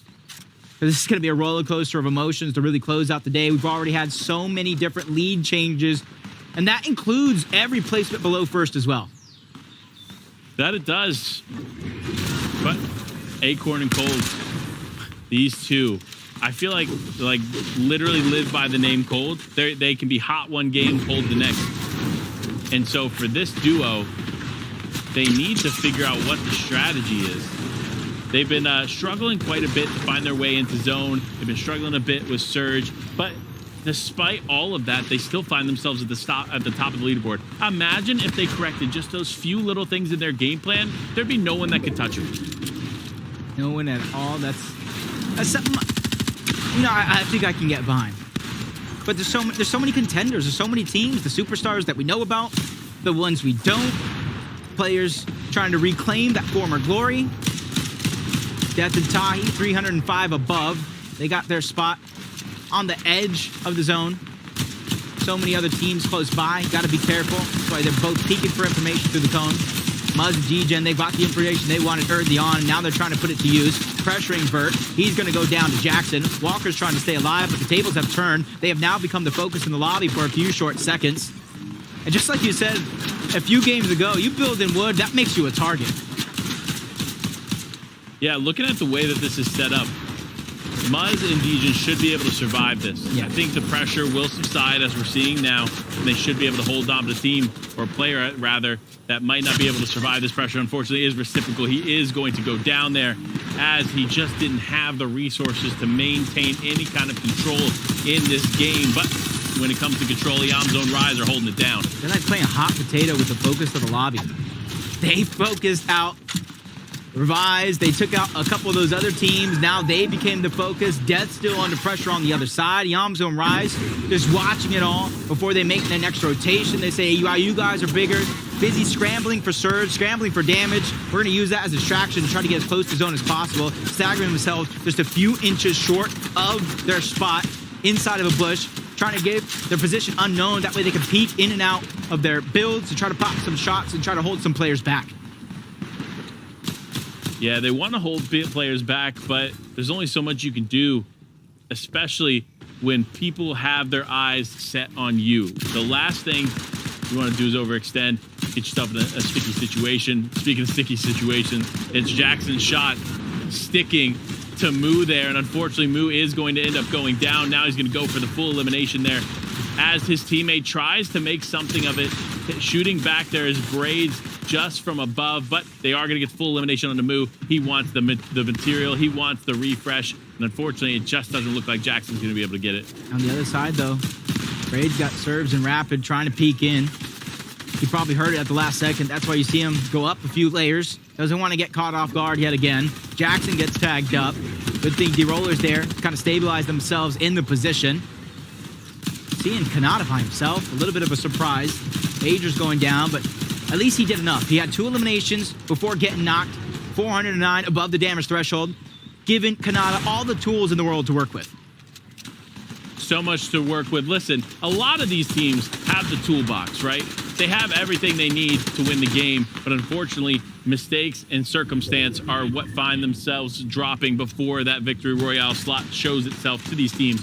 So for them, they just need to continue to use those tools wisely and to the best of their ability, especially in these high-pressure situations as Chubbs and Bryce holding it down here from high ground and looking to reconnect and make it strong as this moving zone begins.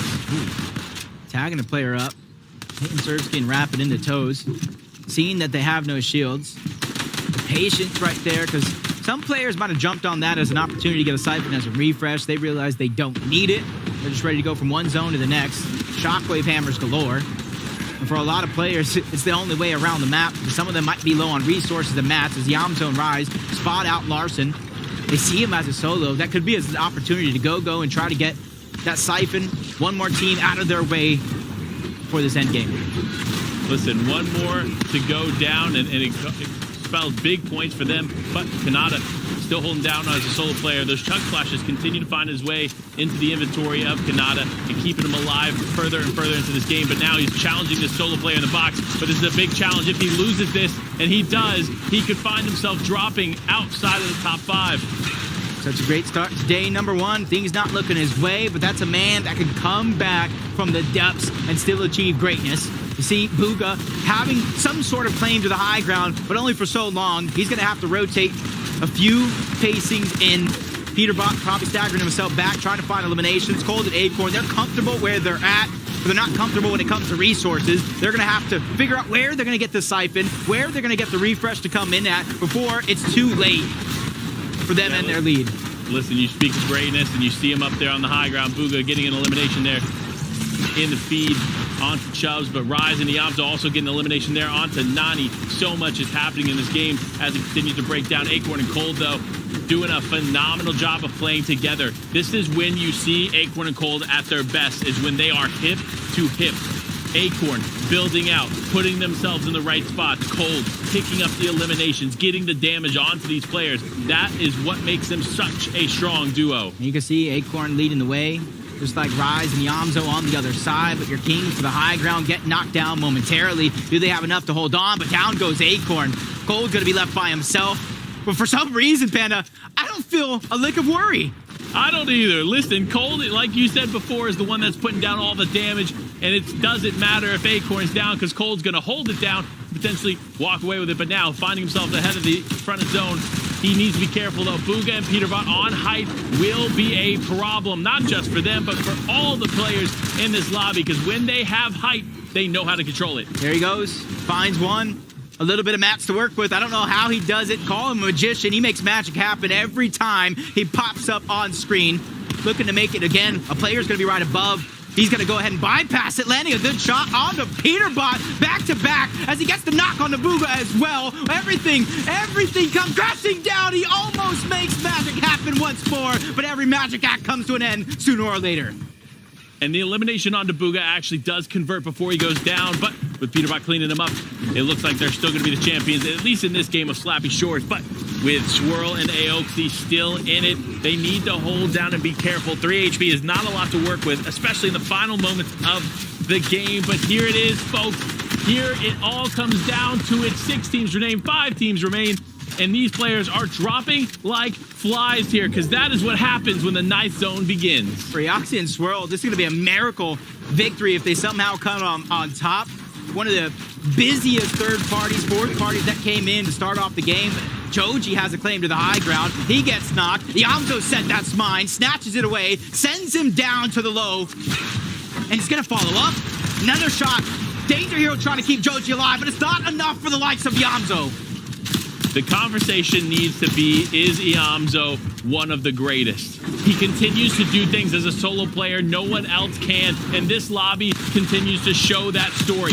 Will Iamzo and Rise clean it up on the high ground? He's looking to connect the shots onto this player, so unsuspecting, but Rise almost going down, still clutches it up as Swirl and Aoxy go down, and fortunately for them, they walk away as the victors of that game. You know, I'm over here, I'm looking at my watch, thinking, isn't it that time? It's about time. Iamzo and Rise show up and show out, taking that victory royale. They're one of the teams that everybody thought could be a favorite to take it overall. Better late than never. This could be the start with 2 games left to a push that they're looking to take the top of the leaderboards. Not just a push, this is a momentum shift in the entire lobby. We saw several teams go down from the top 5, including Kanata Agers, Acorn Cold. And for Iamzo and Rise to step up in that moment, when it really counted, shows why they deserve to be in the top 10 and potentially the top spot of the leaderboard. Shot after shot. Iamzo is ready.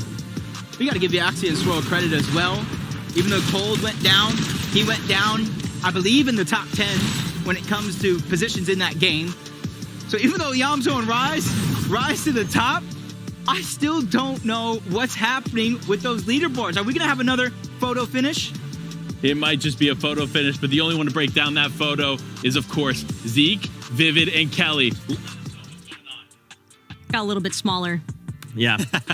A little bit smaller. But it's okay. Look, Vivid joining us here for the last 3 games on the day. And I feel like I got whiplash, dude. That shot from Iamzo right there at the end. Pow, pow, pow! I mean, the whole time he's just looking like, oh, this guy's just shockwave hammering back and forth and back and forth. And finally ends up finding elimination in the victory royale. But shout out to them, though, playing the low ground and dominating from it as well, which allowed them to actually, ultimately take that high ground, as you can see here, claiming the front side of zone, finding an elimination off the back of Nani as well. Very unsuspecting player. But the more impressive thing is that was their first elimination on the game, right? We're in the moving zones. How have you guys made it all the way to this point in the game without finding a refresh? But again, it was that smart ability to tunnel through those low ground layers until they saw the opportunity arise to actually challenge and take over the high ground. And it wasn't until the 9th zone, which is definitely a bit of a 180 from what we've been seeing out of this duo, but it was honestly only a matter of time, it feels like, until we saw them get this victory royale, given that every single game they've played today, they've been placing in the top 10.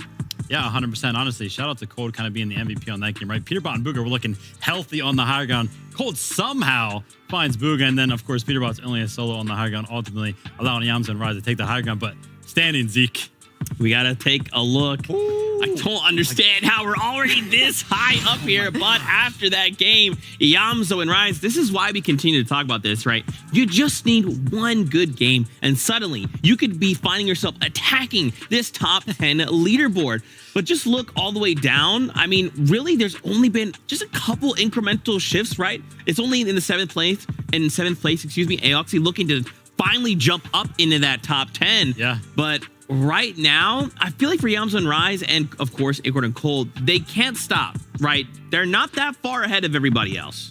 That's kind of been the key, though, with Acorn and Cold, is that they have had those halts in comparison to Iamzo and Rise, who have been consistently finding those top-tier placements. You know what has not stopped, though? That number 1 spot switching throughout the entire day. For Acorn and Cold, right? They keep getting a buffer, and you guys have talked about it time and time again. Like, oh, nice, now they have a lead, and then every game it's just like, oh, where did that lead go? And the chase is on right now, only 3 points separating them, but shout out to Acorn and Cold, and I'm just going to say Acorn and Cold, right? Because he has been putting on an absolute performance here today. He wants this one for sure. Definitely looking like a one-man clinic at times, because as Jacob was talking about, you would think it's a magic act, because it makes zero sense how he's able to pull these eliminations from out of nowhere, but that is a little bit of that clutch factor, but now you need to see the consistency being coinciding along it. Imagine if they were a duo in every single one of those moments, right? Like, they'd be winning every single game. So we're probably lucky that it's even this close right now, the fact that it's just been Cold a lot of these times. I almost wonder if it's like the same thing, because like when they're a duo, they're fearsome, and then when one drops, it's like, well,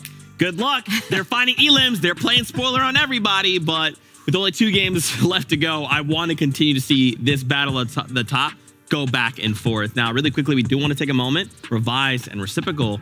We want to touch on Storm Surge. Yeah. Right? These guys seem to have their strategy on lock. Yeah, 100%, especially with the South pulling zone, Taco.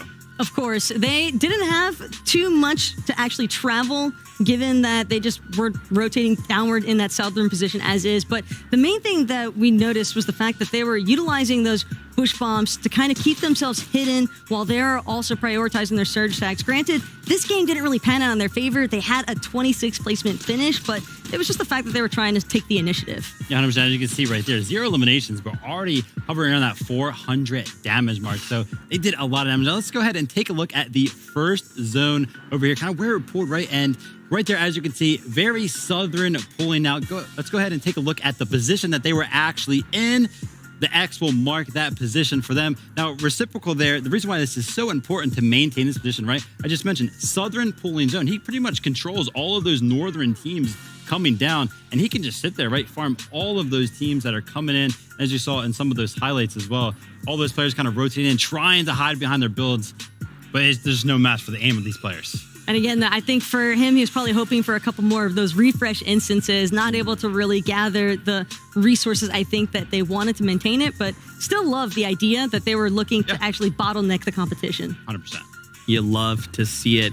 We only have 2 games left to go here in grand finals, which is kind of a scary thought because I don't want it to end, but we're now coming down to the wire. And I know what you're thinking. Maybe some of these duos, they need to pull out stops, but if I'm outside the top 10, all I'm thinking about is how can I get in that top 10? This is life-changing amount of money for some of these duos, right? So what are we hoping to change? What I'm hoping to change, I guess I just want to see more changes at the top of the leaderboard, honestly, right? A couple teams breaking through the top 10, but the race for first right now has just been changing throughout the day. I want to see more of that. Keep it exciting for that last game. If Iamzo and Rise stay uncontested, like I believe they would at the Slap and Go, we could see first place maybe running away with it a little here. Ooh. Oh, man. The stress on an 11 right now for me. This is how I almost said 12, yeah. But hey, speaking of 11, game 11 is ready for us with 2 games left to go. Don't stop cheering for your favorite duo because it just takes one good game and we could look to strike that top 10. But it's game time. Game 11. With only 2 games left on the day, the amount of leaderboard changes leads me to believe one thing. We are in for a show, and I got my ticket, front row seats, ready to watch it all unfold. I mean, look, we got the best seats in the house, to be honest. We got the big screen. We got everything going for us, and I can't wait to see how Game 11 unfolds. 2 games remain, the penultimate game here for this competition, and it starts now. The battle bus is loaded and ready to go, and let's dive into the final 2 games. The 2 games left. You heard them talk about it. Between games, where you're at in the leaderboards means so much. Adjustments have to be made. These are the moments everybody has been fighting for through the first 3 weeks, through Surge Week, through day 1. It's all come down to these final moments. And for an uncontested team like Sphinx and Shadow, business as usual, loot up. If Storm Surge was a problem, make sure it's not. And a 50-50, one of the biggest we've seen. Users gets the Maven, continues with the pickaxe, finally switches it on out, and seals the deal. Goes back-to-back, taking out both Blake and Bizzle to start the game off. That's a tough start. Taking those 50-50s, you never really know which way it's going to go.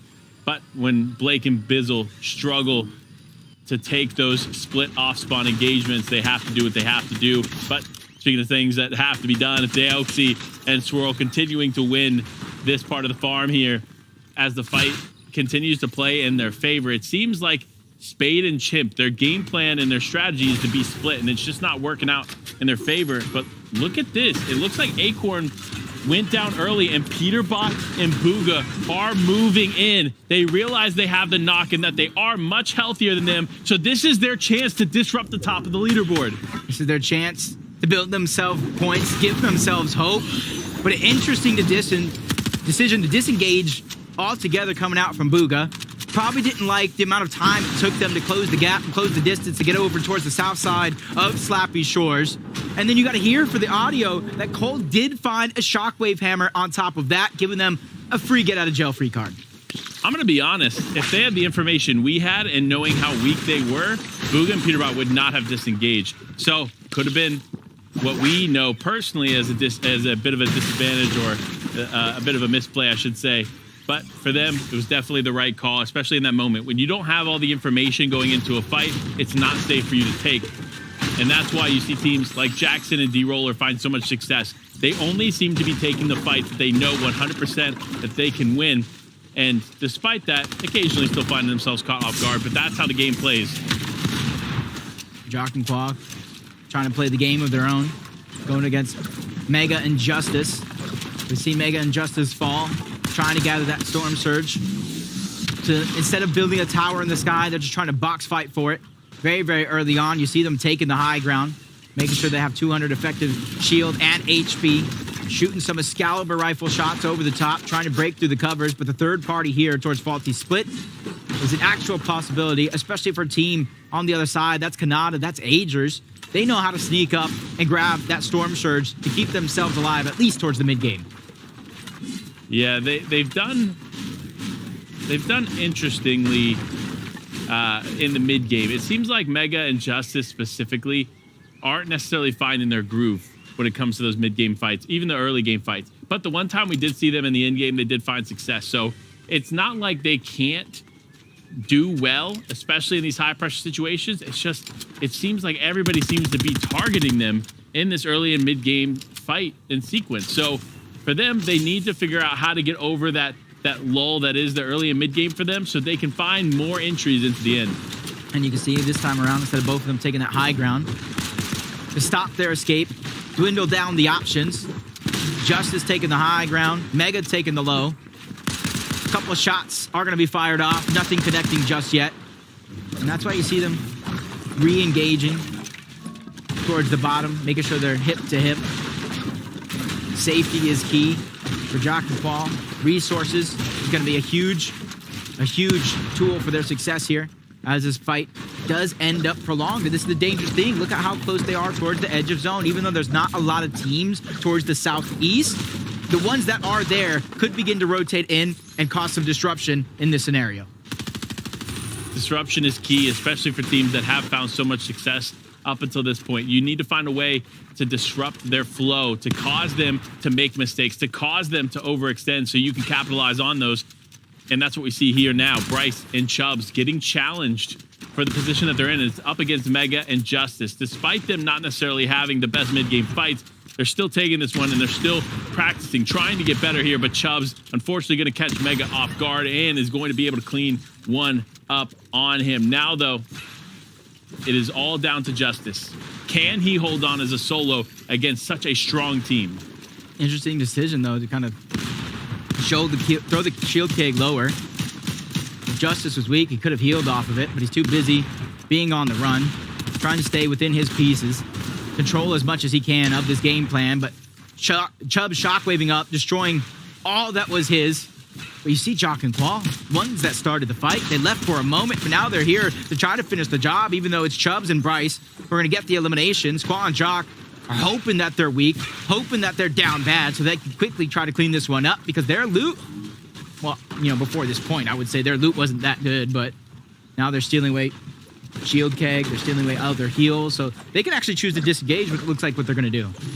Honestly, probably the right play here in a situation like this. We got to talk about the leaderboard over here right now. Obviously, Acorn and Cold just outside the top spot. Iamzo and Rise holding it down there up top. But look at how close. Just a few points separate first and second. But once you get to third, it's a pretty decent gap. So it kind of becomes, for at least game 11, for Acorn and Cold, do you have enough to surpass Rise and Iamzo going into the final game? Or will Rise and Iamzo look to go back-to-back? Can I throw another or in there? Yeah, throw another or. Like we're boating ourselves to safety. Can you imagine the scenario here? I talked about a photo finish. Acorn and Cold go down. Iamzo and Rise go down. And those third, fourth, and fifth place teams pop 40, 50-point games. That literally will put us in a 12th game winner-take-all scenario between those competitors. Yeah, I mean, remember, that gap is, while it is large, it's not too large to allow for another team to skyrocket in 2 games, because it is. You got 2 games with the ability to get 100+ points in 2 games right now with 2 very, very good ones. I mean, look, anything goes. But for players like Trashy and Pump, who haven't found their groove in the second half of the day, they need to begin to work on it. Remember, day 1, they were elimination heavy, leading the elimination leaderboard for a majority of the day. But here in day 2, that's just not the case. We don't even see them in the top 5 anymore of the elimination leaderboard. So with things like this taking place, you have to wonder what's going through their heads. What are they trying to do here for the remainder of this competition? Only time will tell. As Aoxy and Swirl, we saw them kind of start off the game, winning another battle against Chip and Spade. You can see a huge jump for them. 23rd to end the day, number 1.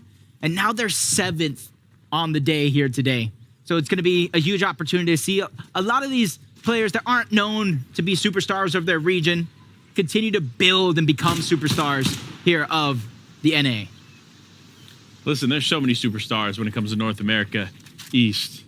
So many superstars. And I can't wait to see in Major 2 what superstars are going to be challenged throughout all of NA, but we focus on the now, we focus on the here, we focus on the Jackson that is connecting some decent surge shots here. Because remember, when you're taking shots at an enemy at this distance, you're not thinking you're going to get an elimination. No, you are solely doing that with the intent to get as much surge damage as you can, especially from that type of position. Yep, everybody kind of having that similar scenario play out.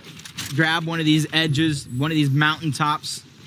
You build 3, 4, sometimes even 5 layers high, and just begin to just look at everybody rotating in and out of the zone as Rise and the Danger Hero clicks in, just gathering him some HP, but that's not going to stop him. Persistence is the name of the game when it comes to Storm Surge. Just because you get tagged up once, maybe even twice, doesn't mean you can slow down, because Storm Surge is just one of those things. If you forget about it, it'll creep up on you and cost you everything.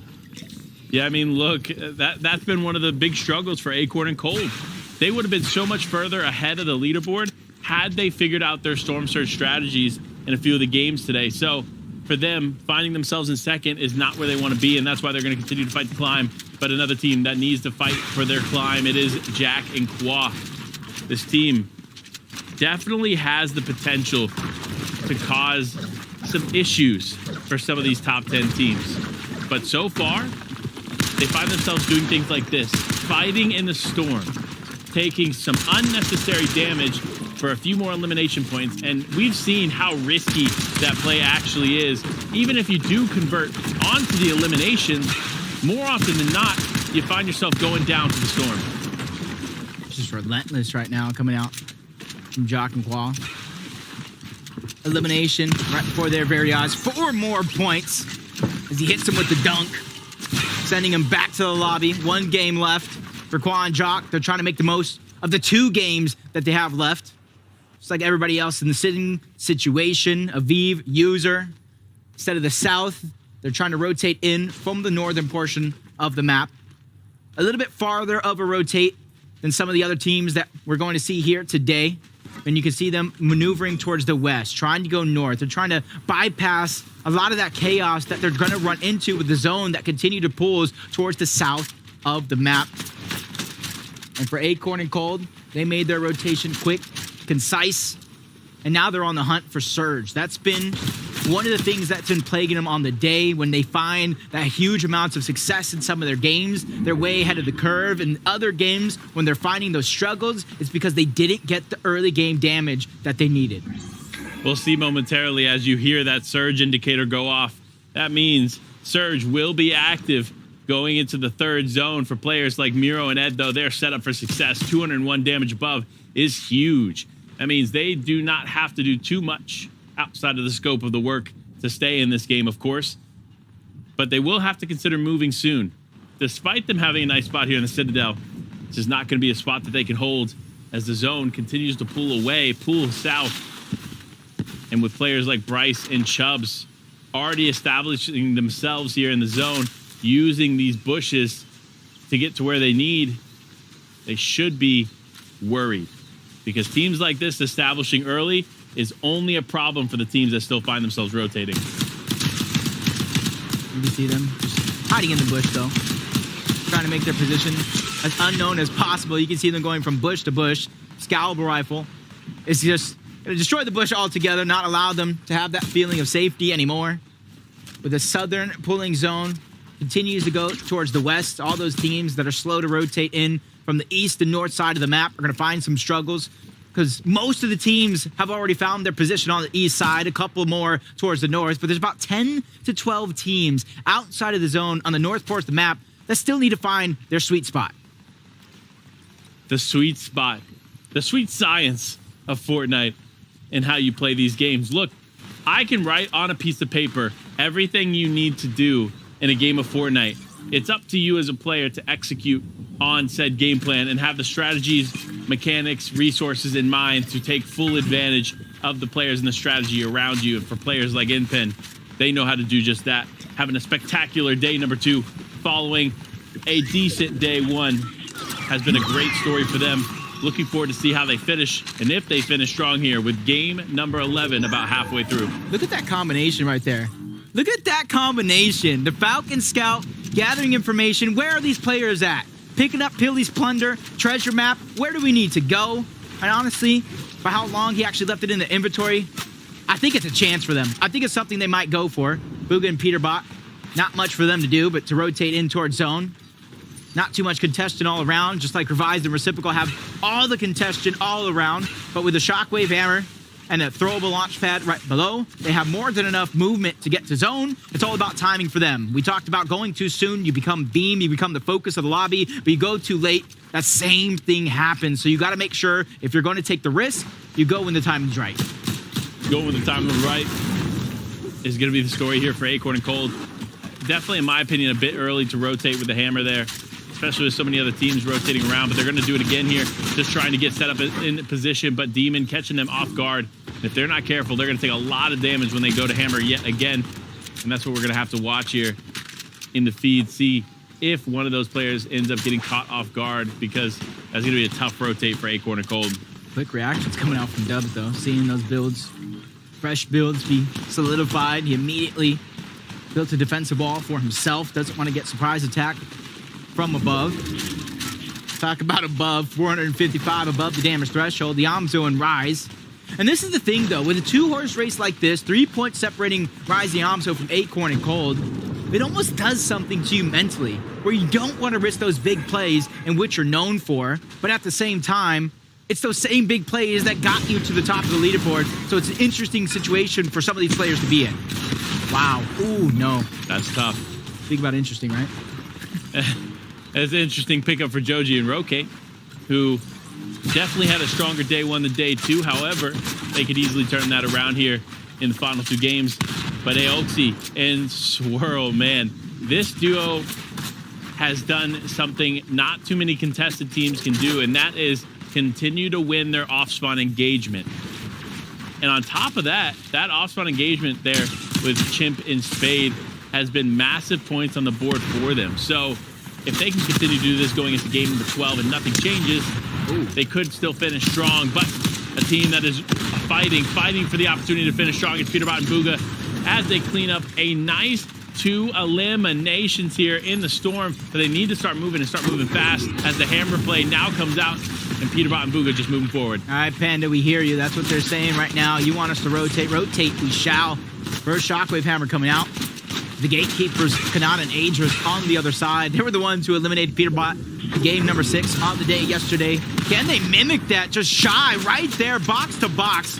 Opportunity for Kanata and Aegis to try to land a huge amount of damage. That one's going to escape them for a moment. But Bugha's weak. He becomes a focus of the lobby. They can sense the heals going off as well. A battle for the piece control goes on right before our very eyes. And it does look, I think Bugha and Peterbot are going to win that exchange for now, but it's going to continue on. Kanata and Aegis take it right back. Having 2 big-name teams box to box this close together, both hungry for the actual eliminations, this is going to be scary. Scary indeed, and Bugha had to use way more heals than he anticipated up until this point in the game. But Kanata and Aegis are going to fully disengage there, going to allow for Peterbot and Bugha to move. But other teams move in. Tahi, Death, going to get to the edge of zone, going to box up here where they can. Exceptional on their part. They need to be very, very aware of the situation that they're in. They're not necessarily in zone quite yet, but they can use this building to recoup some of those mats that they had to use on rotate and just try to stay alive. Everybody here running low on a lot of their resources, their mats, that safety net, which they're talking about, that's going to use to try to keep them alive. Jackson in the roller, boxing up over a bush. Everybody really in this meta, really keen to using those big bush bombs, hiding their position. Combine that with the augment to regain shields and heal all together to about 150 total. And then be able to return fire without your position actually being known. That's why you see so many teams begin to lean towards that Harvester augment, and then you'd think towards the end game, those crucial heals in which you used early on, it's more healing effectiveness that you're going to get with that augment. Using the Bush Warrior has been a crucial play for a lot of these teams. We've seen them take unnecessary damage, but with the Bush Warrior augment and the Bush in hand, they're able to heal up quite quickly. So many teams, though, are ready. Remember, we're in the 4th zone now, meaning that moving zones is right around the corner here, and these teams are going to establish themselves early, especially the ones that have forecasts. If I had any indication as to where this zone was going to be, I'm going to say it's going to go further to the east. You see the stack of players there on that side? That leads me to believe one of 2 things. Number 1, that a lot of those players had to rotate on that side. Or number 2, somebody's got forecasts and they understand exactly where they need to be. And sure enough, a majority of the players to that southeast are going to be easily set up for success when it comes to that zone. But Acorn and Cold still struggling, still holding on, and still trying to do what they can. Somebody got eliminated right in the front. They're just trying to scrounge up and sneak away all that loot. The player who actually even got the elim was Acorn itself. Opportune time. Everybody becomes the focus of the lobby. And it's he who ends up standing tall. He actually didn't even get the loot. It was somebody else's loot he's gathered. There's loot all over the place, and you got to keep that in mind when we go towards the moving zones and people try to play heal off. That is the scavenge loot in which everybody will try to go for. You're absolutely right. When you're moving and you see some of those extra piles of material, the extra hammer, maybe the extra weapons laying down, your first thought is going to be, how can I take some of that for myself? And that's what these teams are going to try to do as we begin to move. Chubbs and Bryce, though, find themselves in a sticky situation. They are not far above the damage threshold, so if they do not do enough damage right now, they could end up taking quite a bit of damage here. But sure enough, they find a few shots. It's going to get them up in a nice spot here. But with these players rotating in with the hammer, they're not done yet. I feel bad for every team in this lobby if that zone goes even more south. If it goes southeast, over shattered slabs, the different elevations, the water, the amount of disruption it's going to cause here in this lobby. He still has Billy's Plunder. If he makes this work at the end of the game, I'll be impressed. I'm going to be more than impressed. I might have to make him a little Peely trophy or something, just to say, hey, you made the daring play at the end game. But honestly, it could change the ties. Late game heals when you don't have any, that could be an opportunity for them to find some success. Oof. Pen, I don't want to tell them. Where did the zone pull? I don't want to. Oop. I'm sorry, guys. Yeah. I'm sorry. If any team's got forecast, it's Bugha and Peterbot. Look at the way they're set up here on the edge of this one. They know it's just a matter now. They look back. They're going to get some tags, potentially eliminations onto some unsuspecting players that need to rotate towards them. And then wait. Wait will be the name of the game as they hit those hammer plays going towards zone. But zone 6 is here. Jacob, rev your engines. Get ready to go because the energy starts now. And my engine's been revved since game number 8 on the day. And this is going to be the interesting thing as a lot of these teams begin to launch themselves high in the sky. Cease as well, using the aerial as augment. And once you saw that zone pull towards the east, that's when you really had to buckle down and say, what is our plan? Do we have enough build? Can we outlast? Bugha gets caught out. Peterbot trying to find some redemption. A huge shot onto Miro, but he's barely going to be able to escape for now. But now Peterbot, probably one of the more mechanically skilled players we've seen in quite a while, is going to be stuck by himself. He got the knock onto Miro. Now he's really trying to finish the job, and finish the job he will. Taking down Ed, a huge flank, and a huge double elimination on the duo. Bugha caught out by his old teammate, but Peterbot able to clean it up, and Rise now trying to clean some things up too, as he is a solo player too. Agers, Kanata still in this lobby. So many heavy hitters still in this lobby, and Revive's reciprocal finding themselves on the high ground is huge. When we saw them here yesterday, they were winning games. This is going to be a great opportunity for them, but the lack of resources of the mats makes me a little shaky, but if anybody can get it done, it's the persistent players that continue to go for the high ground. Acorn and Cold. Rise is by himself. The 2-horse race has gotten even more interesting. Rise has to do it all by himself. Cold and Acorn, they're down on Storm Surge, 192. Something I wouldn't have expected to this spot. They're trying to keep it going. They're trying to make sure it doesn't really worry them in this situation, but it got me a little worried, especially with Acorn getting dropped, leaving Cold by himself. The world of pressure on his shoulders and using the last of his heals. It's only him that makes the job done. I called him a magician before, and magic happens again. Huge elimination there onto Dubs. Remember, listen, Cold as a solo player is exceptional, but when he has more pressure on his shoulders, whether it's the surge damage he's having to worry about, these other players he's having to worry about, sometimes that will cause him to crumble, so he needs to do everything he can to collect as many points as he can. The name of the game is survival because placement is so valuable in a situation like this. Depending on if he has any time to pay attention to the feed, you got to be looking at Yamzu and Rise. At least outlasting them at the very minimum here in game number 11. That's going to be key, but waiting in the wings, waiting to see them pop off. Kanata and Agers trying to take this opportunity by storm. With a lot of the top teams in shambles, this is their moment to strike. Without resources, without any material to work with, they're going to have to figure out another way in, but they find a gold mine towards the low ground. But Reciprocal and Revise, I asked the question, do they have enough resources to hold on? They said, yes, sir, we do.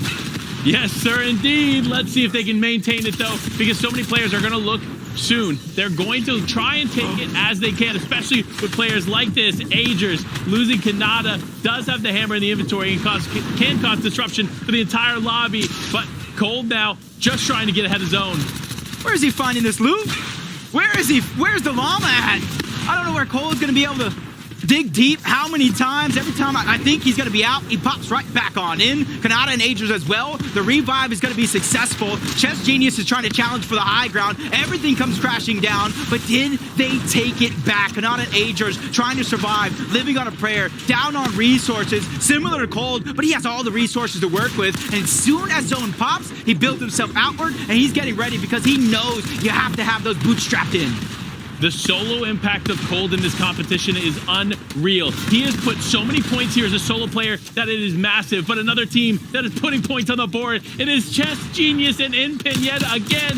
9 eliminations, Jacob. This is the second time we've seen this. Waiting to the late game, waiting to the movie zones where everybody's in shambles. They force that high ground take and they hold on to it, but Cold is still going. This man has energy for days, and you can see him sneaking, prowling in the distance, trying to hunt the opponents, but the pressure from the high ground is stopping his plan. But up he goes. He said, you challenge me, I will make sure you regret it. But bouncing in and out of zones, his opportunity is running out as his match run go. This is it here. Can Cold hold on? He gets an elimination or a knock onto Kanata. But Agers still in this game. He's looking to convert, and he does. A full elimination comes through. Cold now fights Agers here for it all. It's actually death on the other side of this.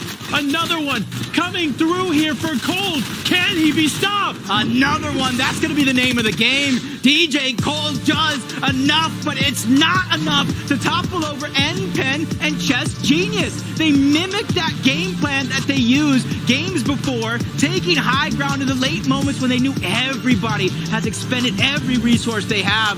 That might be their same strategy going into the final game as well. My man, Inpin and Chess Genius are on another level here in this competition today.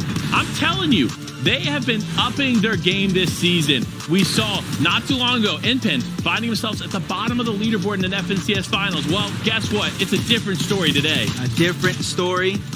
And a story that's unfolding right before our very eyes. Cold was handed that script along with Acorn. They threw it right out the window. It landed in N-Pen and Chess Genius's hands, and they're rewriting it game after game, moment after moment. But the interesting thing is, Panda, Yamzo and Rise, they went down earlier than Cold and Acorn. Cold got eliminations towards the end game. That means, did we have another lead change?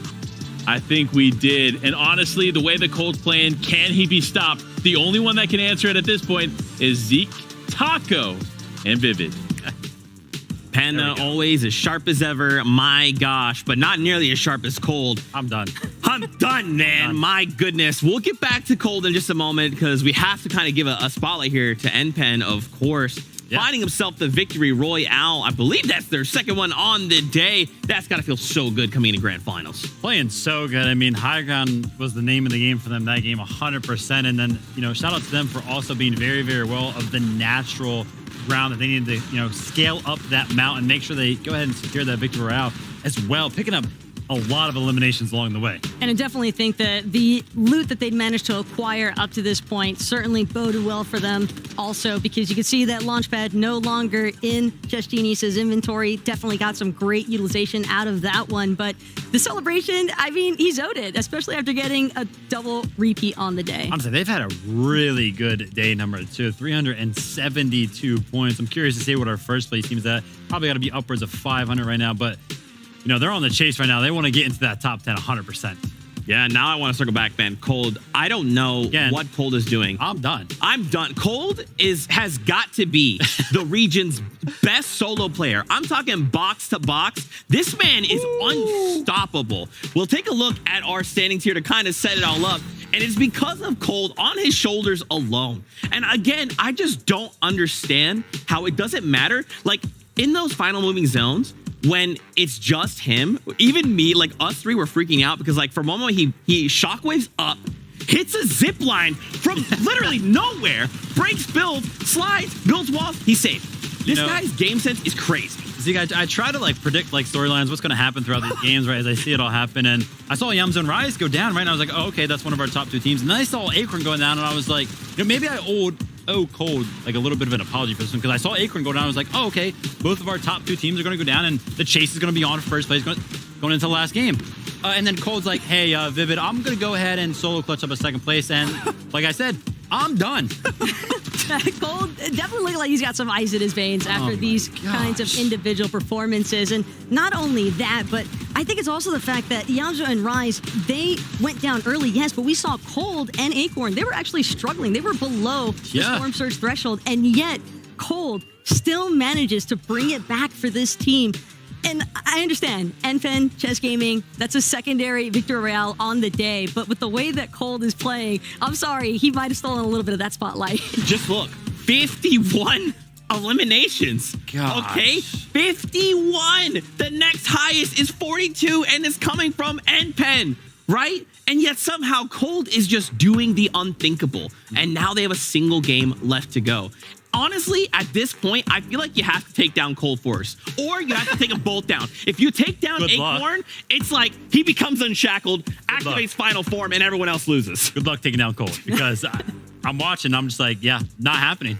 It's really not. Not with the way that today has been panning out so far for him. And it just seems as though he's like a loot attractor, because everywhere he moves, he's still managing to find materials, find resources that he can utilize in those solo clutch situations. But also, have to keep in mind, the ball is kind of in Yamzo and Rise's court now, because that man just threw up the best kind of buffer zone that you could imagine heading into the final match. I mean, 57 points, but just imagine this, right? I want to emphasize how important that solo clutch is, because again, we mentioned Yamzo and Rise went down, Acorn went down around the same amount of time. So if Cold went down at that same point as well, then they would be around the same amount as points as Yamzo and Rise. Now, Kanata and Aegis are only trailing by around 30 points. Not sure where they came from, bumping up three placements right there for them as well. And we could have a completely different game number 12, but I mean, it's all on Cold's shoulders right now, just carrying the team for sure. Hey, but shout out to Acorn. He's definitely got the #1 teammate morale support there. Those and comms. That's a duo. Yep. Those comms, right? When he's eliminated, they've got to be off the charts. Absolutely insane. A single game left to go here in grand finals in NA. I blinked, it was gone. I blinked again. Cold's out here putting up the performance of a lifetime. They have eyes set on a spot going to global championships. They are playing like they are already there. Listen, regardless of the results, I think that one thing has definitely been established for today, and that is that Cold is an absolute madman. And honestly, I owe you an apology. I wasn't really familiar with your game, but I am now. So. Listen, Cold, what are you eating in the morning? That is my meal from now on. It's ridiculous. Game number 12, if it's about him again, I'm going to be done. Double done. Then we go home. We out of here. But that being said, a single game left to go here in NA East. Remember, don't stop cheering for your favorite duo. Being able to break into the top 10 would be wild. This is life-changing amounts of money. And of course, we have to keep eyes on Cold. Will we run this back once again? Can anybody stop the freight train that is Cold? Let's find out, because this is game number 12.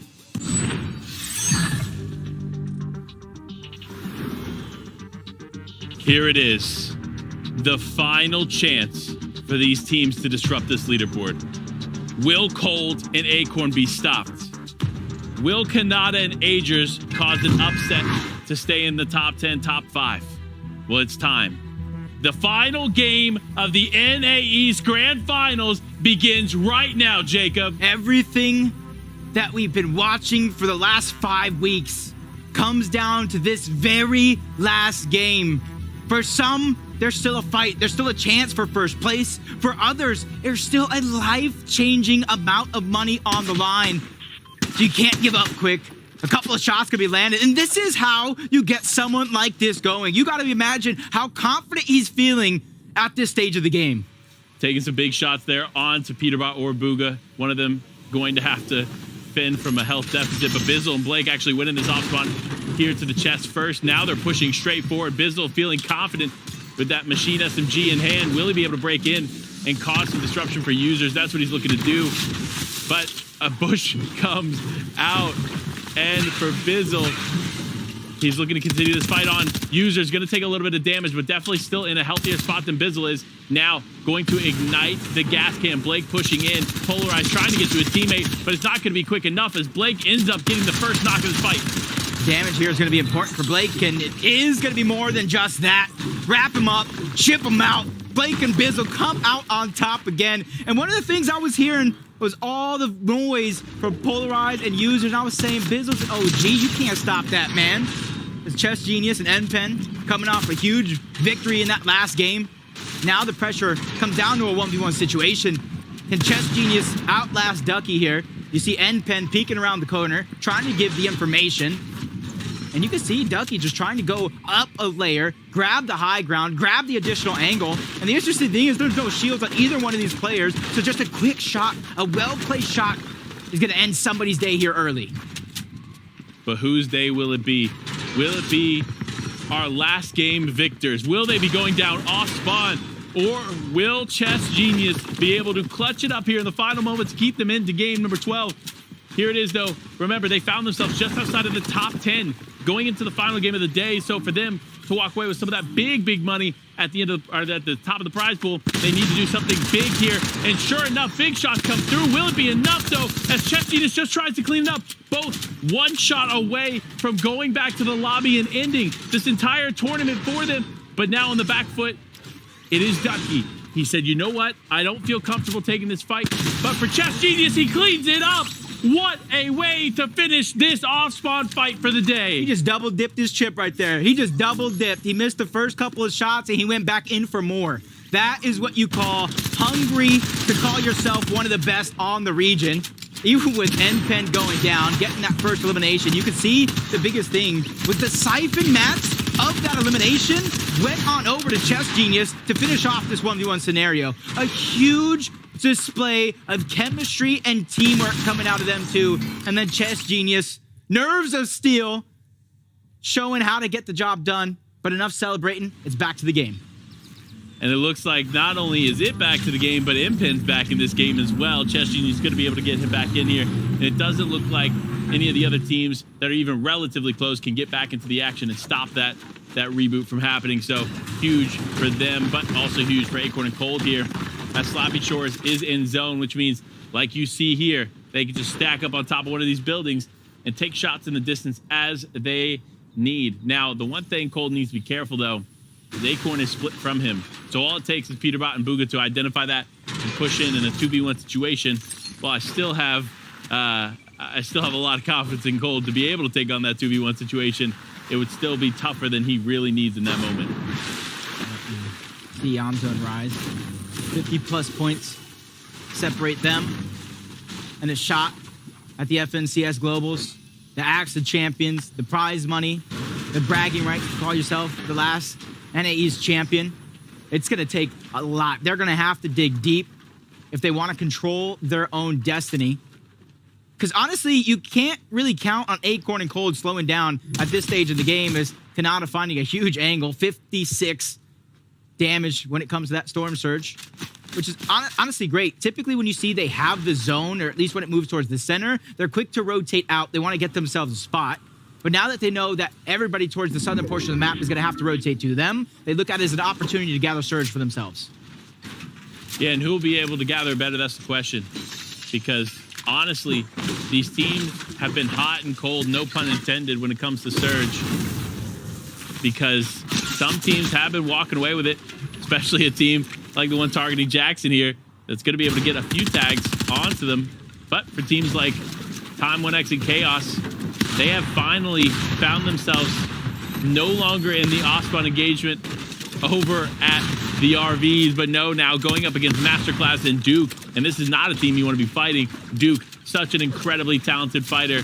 Obviously, Masterclass keeping him level-headed here. Definitely one of the strongest IGLs, of course, in the game. Best minds here on NA. And with a duo like this, anything is possible. Yeah, anything. This is one of those duos that you can expect greatness, but with the amount of time they spent as a team, it's not necessarily going to be on their best showing here. Just maybe a couple more events, couple more weeks playing together. Masterclass is going to go down.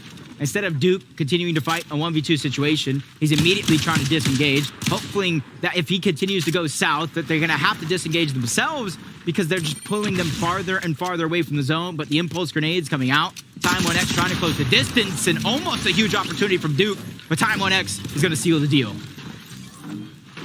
Job's not done. Dukes is out, but job's not done for some of these other teams, especially teams like Bugha and Peterbot, who find themselves just underneath Acorn and Cold. This could be a fight off spawn, something we haven't seen these two do in this competition to date. So this would be tough. I'll be honest.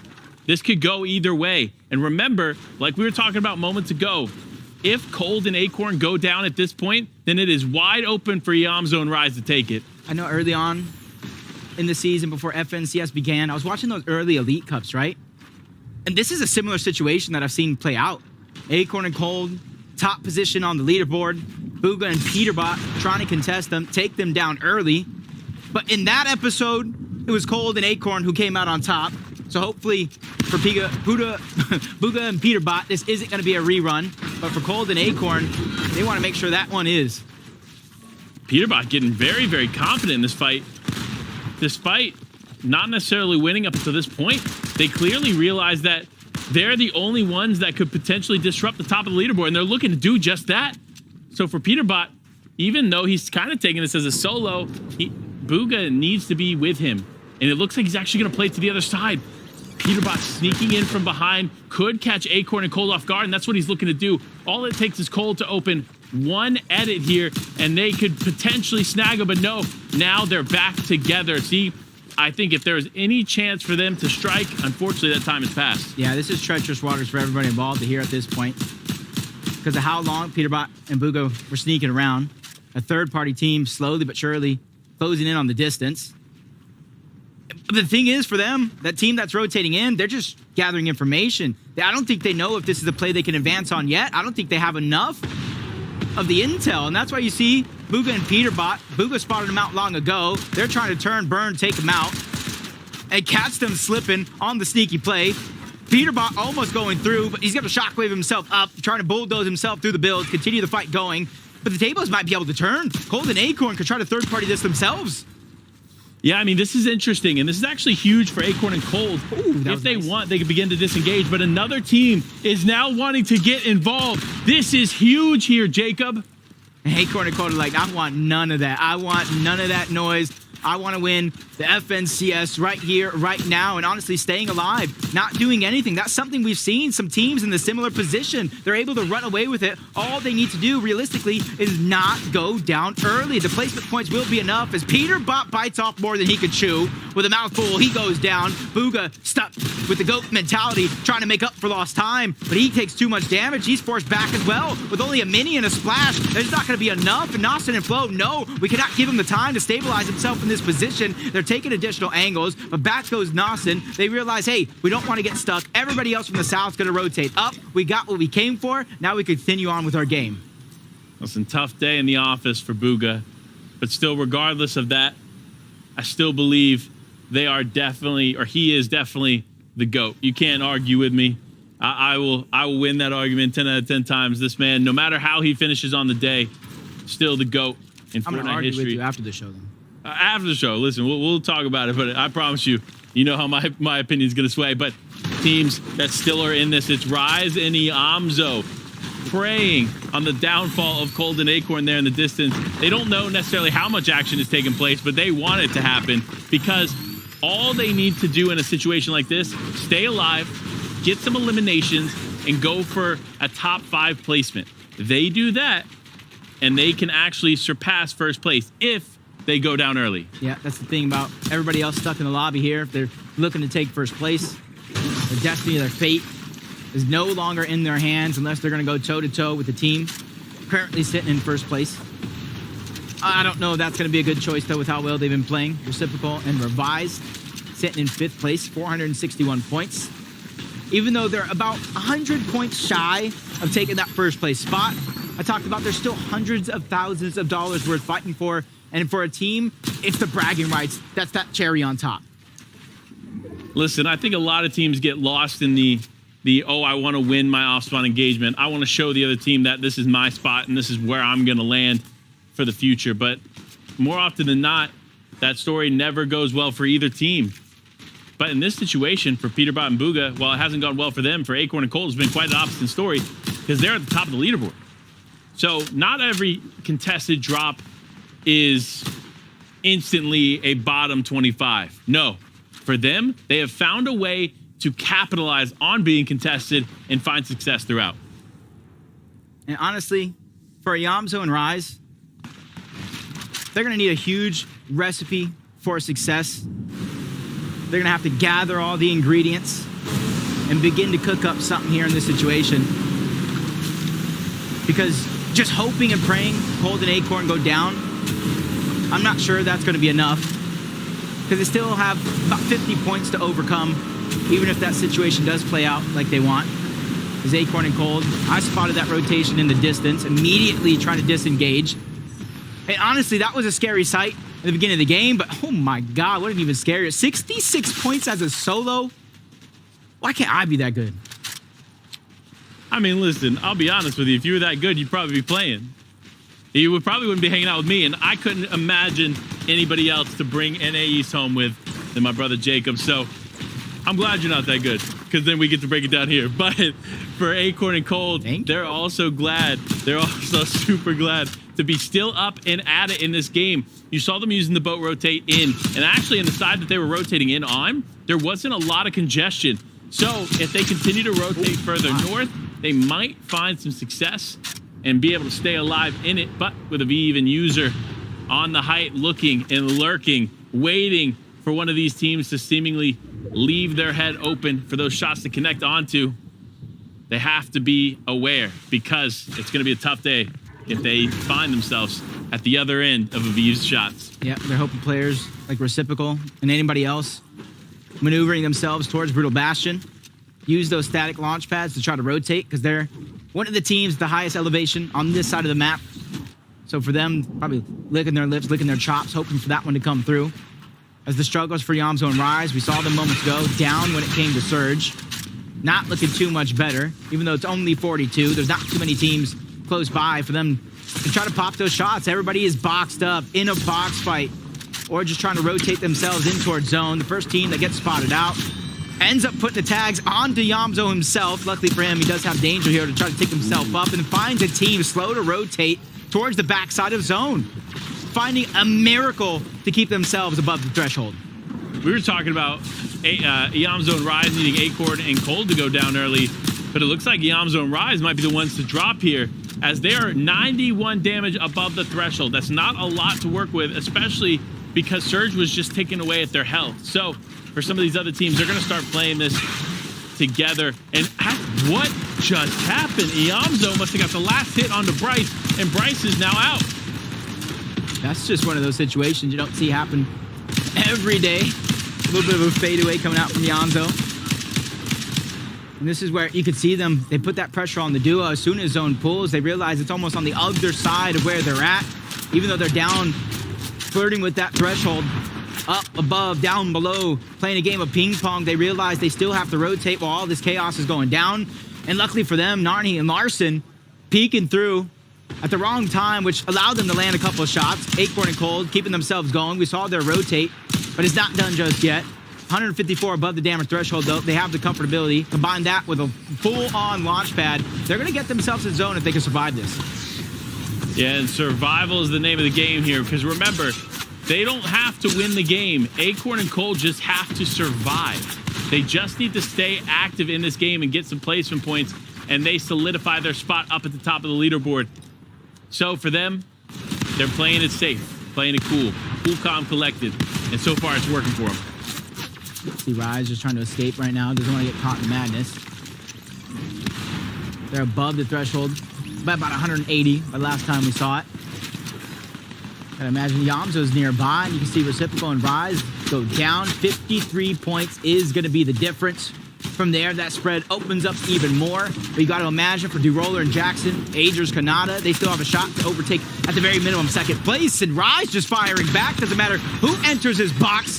He's going to send them right back on out.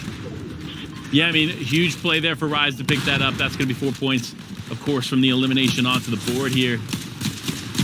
And ironically enough, while Yamzo and Rise are staying in this one, so are Acorn and Cold. So while Rise and Yamzo have had the better day too, Acorn and Cold will be able to potentially clutch up these final few moments. Awesome, late shockwave out. Catch him on the tail end. And this is the situation I was saying for them to control their own destiny at the very minimum. They need eliminations. They've already got 3 underneath their belt. They know the end game has the possibility for even more. And that's going to be the strategy they use to try to close the gap. On the other side, though, the two-horse race, the one sitting comfortably in first place for now, Acorn and Cold. You said it. Survival is going to be the name of the game. Or, you know, you can just land perfect shots like that. I gotta see his total damage at the end of the total FNCS. He's got to be over 9,000. Over 9,000 indeed here for Cold. I mean, the guy is just incredible when it comes to landing the shots when it counts. And so that's what's going to keep them in this one. But unfortunately, not going to be able to stay in this one is Donnie. Donnie does go down to Scare there in the elimination feed. That's one of those community duos that everybody, of course, was rooting for. Unfortunately, going to be out potentially of this one. But Agers and Kanata, they're never out. Remember, the player in Kanata almost never, I believe only one time has found himself outside of the top 10 in a high-level competition. So that is massive to think about. So for Kanata and Agers, he's not looking to adjust that trend yet. So they're going to go for big plays here in these next few moments. Accolades on accolades for Kanata. The list is endless. Only thing he's missing is the NA East FNCS Championship. Hey, there's a possibility Acorn and Cold and Yamzo and Rise go down. They swoop in, they steal it away. Call them the showstoppers if that one comes to fruition. But it takes this team in particular to go down. Rise and Yamzo, 3 eliminations so far. An empty slot on the Rise, so you can imagine the battles that they've been through have cost them some sort of resources up until this point. And can you imagine the top 3 teams right here, right before our very eyes? They don't even know how close they are to ending one's run. I mean, look, a lot of things can end here. That's cool for everybody. Ooh, here it is. Look at the rotate these teams are going to have to do with Acorn and Cold on top of Rise and Yamzo. It's going to be a tough rotate. But like we've mentioned time and time again, everybody's going to be putting their ear to the canvas, listening for that first hammer to strike. And sure enough, there it is. You hear the hammer plays starting to go. People rotating on the outside of the zone. But for a max pool situation like Rise and Yamzo, Acorn and Cold find themselves in, it's going to be tough. But man, that leaderboard continues to get a little bit closer and closer here, Jacob. Yep. From 50 plus to about 45 at this stage of the game. Rise and Yamzo looking to continue to close the gap. Hot on the heels of a solo. This could be the opportunity that Yamzo and Rise were looking for. Building quite largely towards the low ground, spotting out Blake, seeing him take some damage to another team. Any opportunity, but the problem is they don't want to force it. You force it, a bad play, it's going to turn around to bite you. And they're one of the few teams that can contest first place. And speaking of them, Acorn and Cold parallel once more. And this could be the fight. This could actually define who climbs up to the top spot on the leaderboard. Acorn and Cold, almost wall-to-wall with Rise and Yamzo, and not much left. Cold is struggling on material. This is it. They're probably looking at the duo right across from them and saying, hey, this is the refresh we're looking for. You see the standings on your top right? Points upon points separating these two. I talked about eliminations being the name of the game for Rise and Yamzo. Imagine eliminating the only team in first place and then going on to have a historic run. But we talked about the lack of resources on the first place team. Still have their eyes set on this refresh right in front of them. Zone's gonna pull. They have to go that direction. So they gotta act quick before Rise and Yamzo find some sort of escape plan, but they're down on resources too.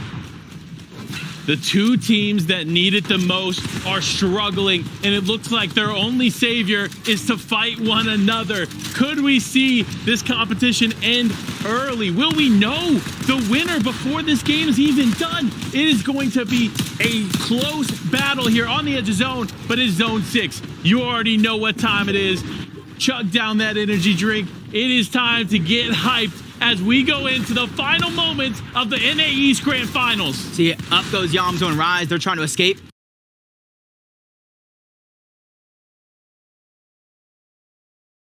What could be defeat here at the tail end, but he slides down.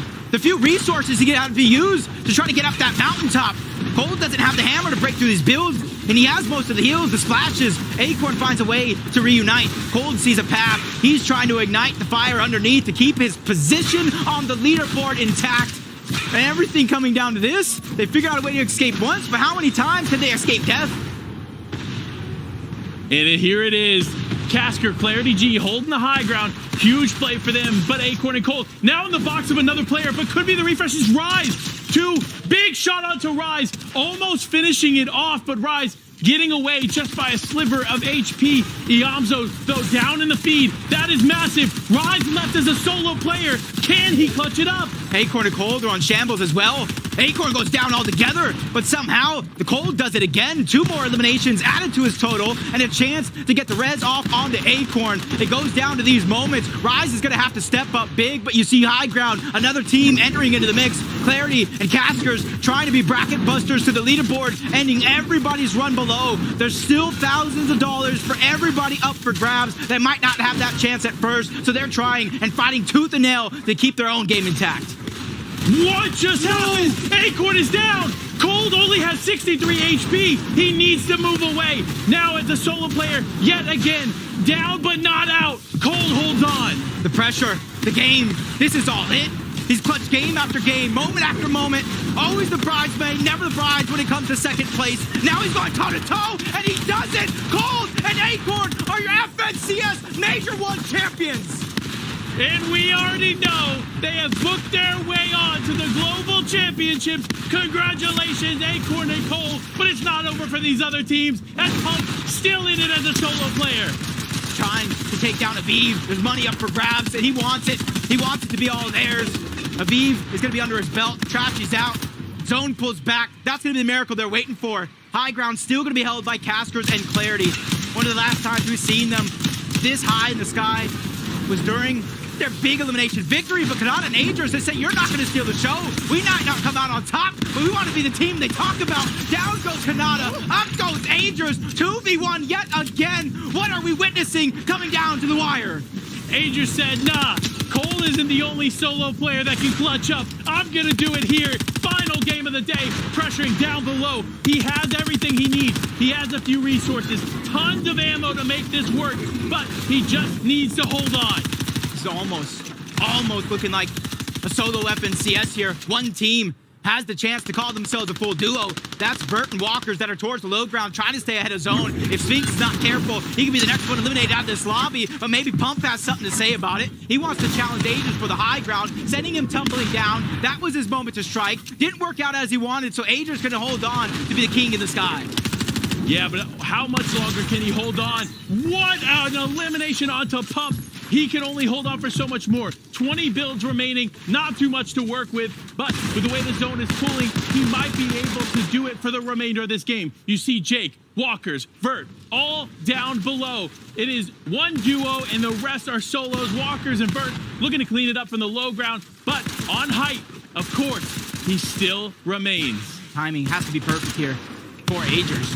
He wants to try to disrupt the 2v1s, take advantage of the solo that's down, but it's not going to be a chance anymore. Down goes Jake. Vert and Walkers in a 2v1 versus Agers here. And this is all for bragging rights here for the final game. We know who won, but who's going to be rewarded with the last victory royale of FNCS NA East? And it's going to be Walkers. It's going to be Vert, and it's the slam dunk taking down Agers. What a way to finish the NA East Grand Finals Major #1. I mean, honestly, this has been some of the most exciting NA action we have ever seen. But let's pull it on back. Congratulations to Vert and Walkers. But let's give another huge round of applause, well-deserved, for Acorn and Cold, your FNCS Major 1 champions, and they booked their ticket directly into the FNCS Global Championship. I mean, honestly deserved. The performance out of these two were just exceptional, but we gotta give our flowers to Vert and Walkers as well. An incredible finish to an incredible day. Honestly, thank you. Thank you to the players. Thank you to the people around me. It has been an honor to cast this Major 1. Yep, that's gonna do it for myself, Jacob PR, and the life of the party, Panda himself. But let's throw it on over to Zeke and the gang to break down a momentous victory. We have been highlighting Cold as a solo player, putting Acorn on his back, and now they can hold the Axe of Champions high as your NA East Major 1 champions. And my, oh my, I cannot think of another duo that is more deserving than this accolade. I mean, come on now. Cold is the one that deserves the hold that Axe of Champions. 100%. Cold will what hold a that. performance. Exactly. I mean, I was literally blown away at a loss for words to try to break down some of these solo clutches that Cold put on game after game after game, all 12 games. It seemed like it was just the Cold show. I swear, it didn't matter what happened. As soon as Acorn went down, it's almost like a pop-up would appear on Cold's screen where it just says one thing: current objective, survive. And that is what he managed to do each and every single time. For anybody that might have missed it, I mean, even in the last game, the fact that he solo clutches 66 points, it's just so awesome to see him here with his first FNCS Finals Championship title name, and what a more deserving way to earn it. I mean, he's on a tear right now, right? I mean, already the things being thrown around the title, the best NA East player as it stands right now, and coming into that combined server next season, NA Central, I would be worried if I were some of these other competitors with this guy on the loose. His box-to-box fighting, insane. Game sense, insane. Awareness, next level. Cold can do it all. And once again, just a massive congratulations to your new champions here in NA East. So 100%. well deserved. I just don't know what else we could say. I mean, if you need it, if you feel like you're missing something, just go watch any of the games where Cold was left alive. This is definitely the perfect way for them to book their ticket towards that global championship. And I'm really just excited to see. I mean, obviously, we're kind of anticipating this duo to stay together because they did such an awesome job together. Because Vivid, you called it.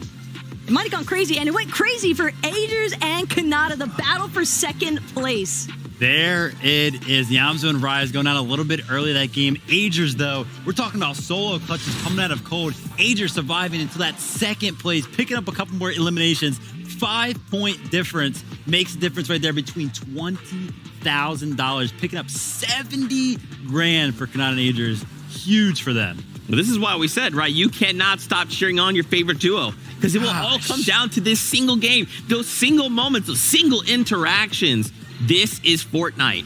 This is what global championships could look like. And this is just NA East. We become NA next major. Yeah. And then in global champions, we have 6 regions all being represented on a single stage. Gosh. And we already know I'm one of those is going to be there. Acorn and Cold. We're talking up Cold so much right now, right? But we first saw Cold's breakout during Chapter 3, Season 3, teaming up with Scented, and those solo clutches were happening, but not as frequently, right? So we got to attribute some of that to Acorn, whether it be the work that Cold has been putting in with him, or maybe like it's a coach coming in. Whatever it is, Cold has put in some work this season, and I got to give a big shout out to Acorn, because when they were a duo, that victory rather we sold 15 eliminations. I mean, they are just so clean. Yeah, Cold's had me sold, though, ever since I saw him at the FNCS Invitational in particular with that highlight-worthy moment of the 1v2 solo clutch. Ever since that instance, I think we knew what he was capable of, but here we saw his full potential really rise to the occasion. Absolutely. Shout out to him. Shout out to him. Honestly, yeah, Acorn Cold, once again, massive congratulations. But there's also champions in other regions to highlight who some of those might be. Let's send it back on over to Jacob PR and Panda. This is it. We've claimed our NA East champion. You already talked about Acorn and Cold, but if you watched earlier on in the day, Tayson and Merstache talk about a photo finish. They completed it indeed. That they did, but with West and Brazil not quite yet done, we'll find those champions here soon. But we got to give congratulations to Pipo and Zagu in Asia. What an incredible finish. Yep, we got Suns and Anon over towards the Oceania region. And when it comes to Middle East, you got Twist and a Rapid. This is going to be huge because I remember making one of these videos on Rapid, and he does it yet again. But we talked about NA East. We talked about Brazil. Who do you got? I got Bolton Tor taking NA West. You know what? That's a great pick. Obviously finishing top day 1, but we'll see who walks away with it. But this is your champions from Major 1 Grand Finals. I mean, what an incredible weekend it has been. Honestly, you guys are amazing. Gosh. What a day. I'm just shell shocked. Reeling. Like, I am just, not only was EU, I don't want it to end. Neither do I, honestly.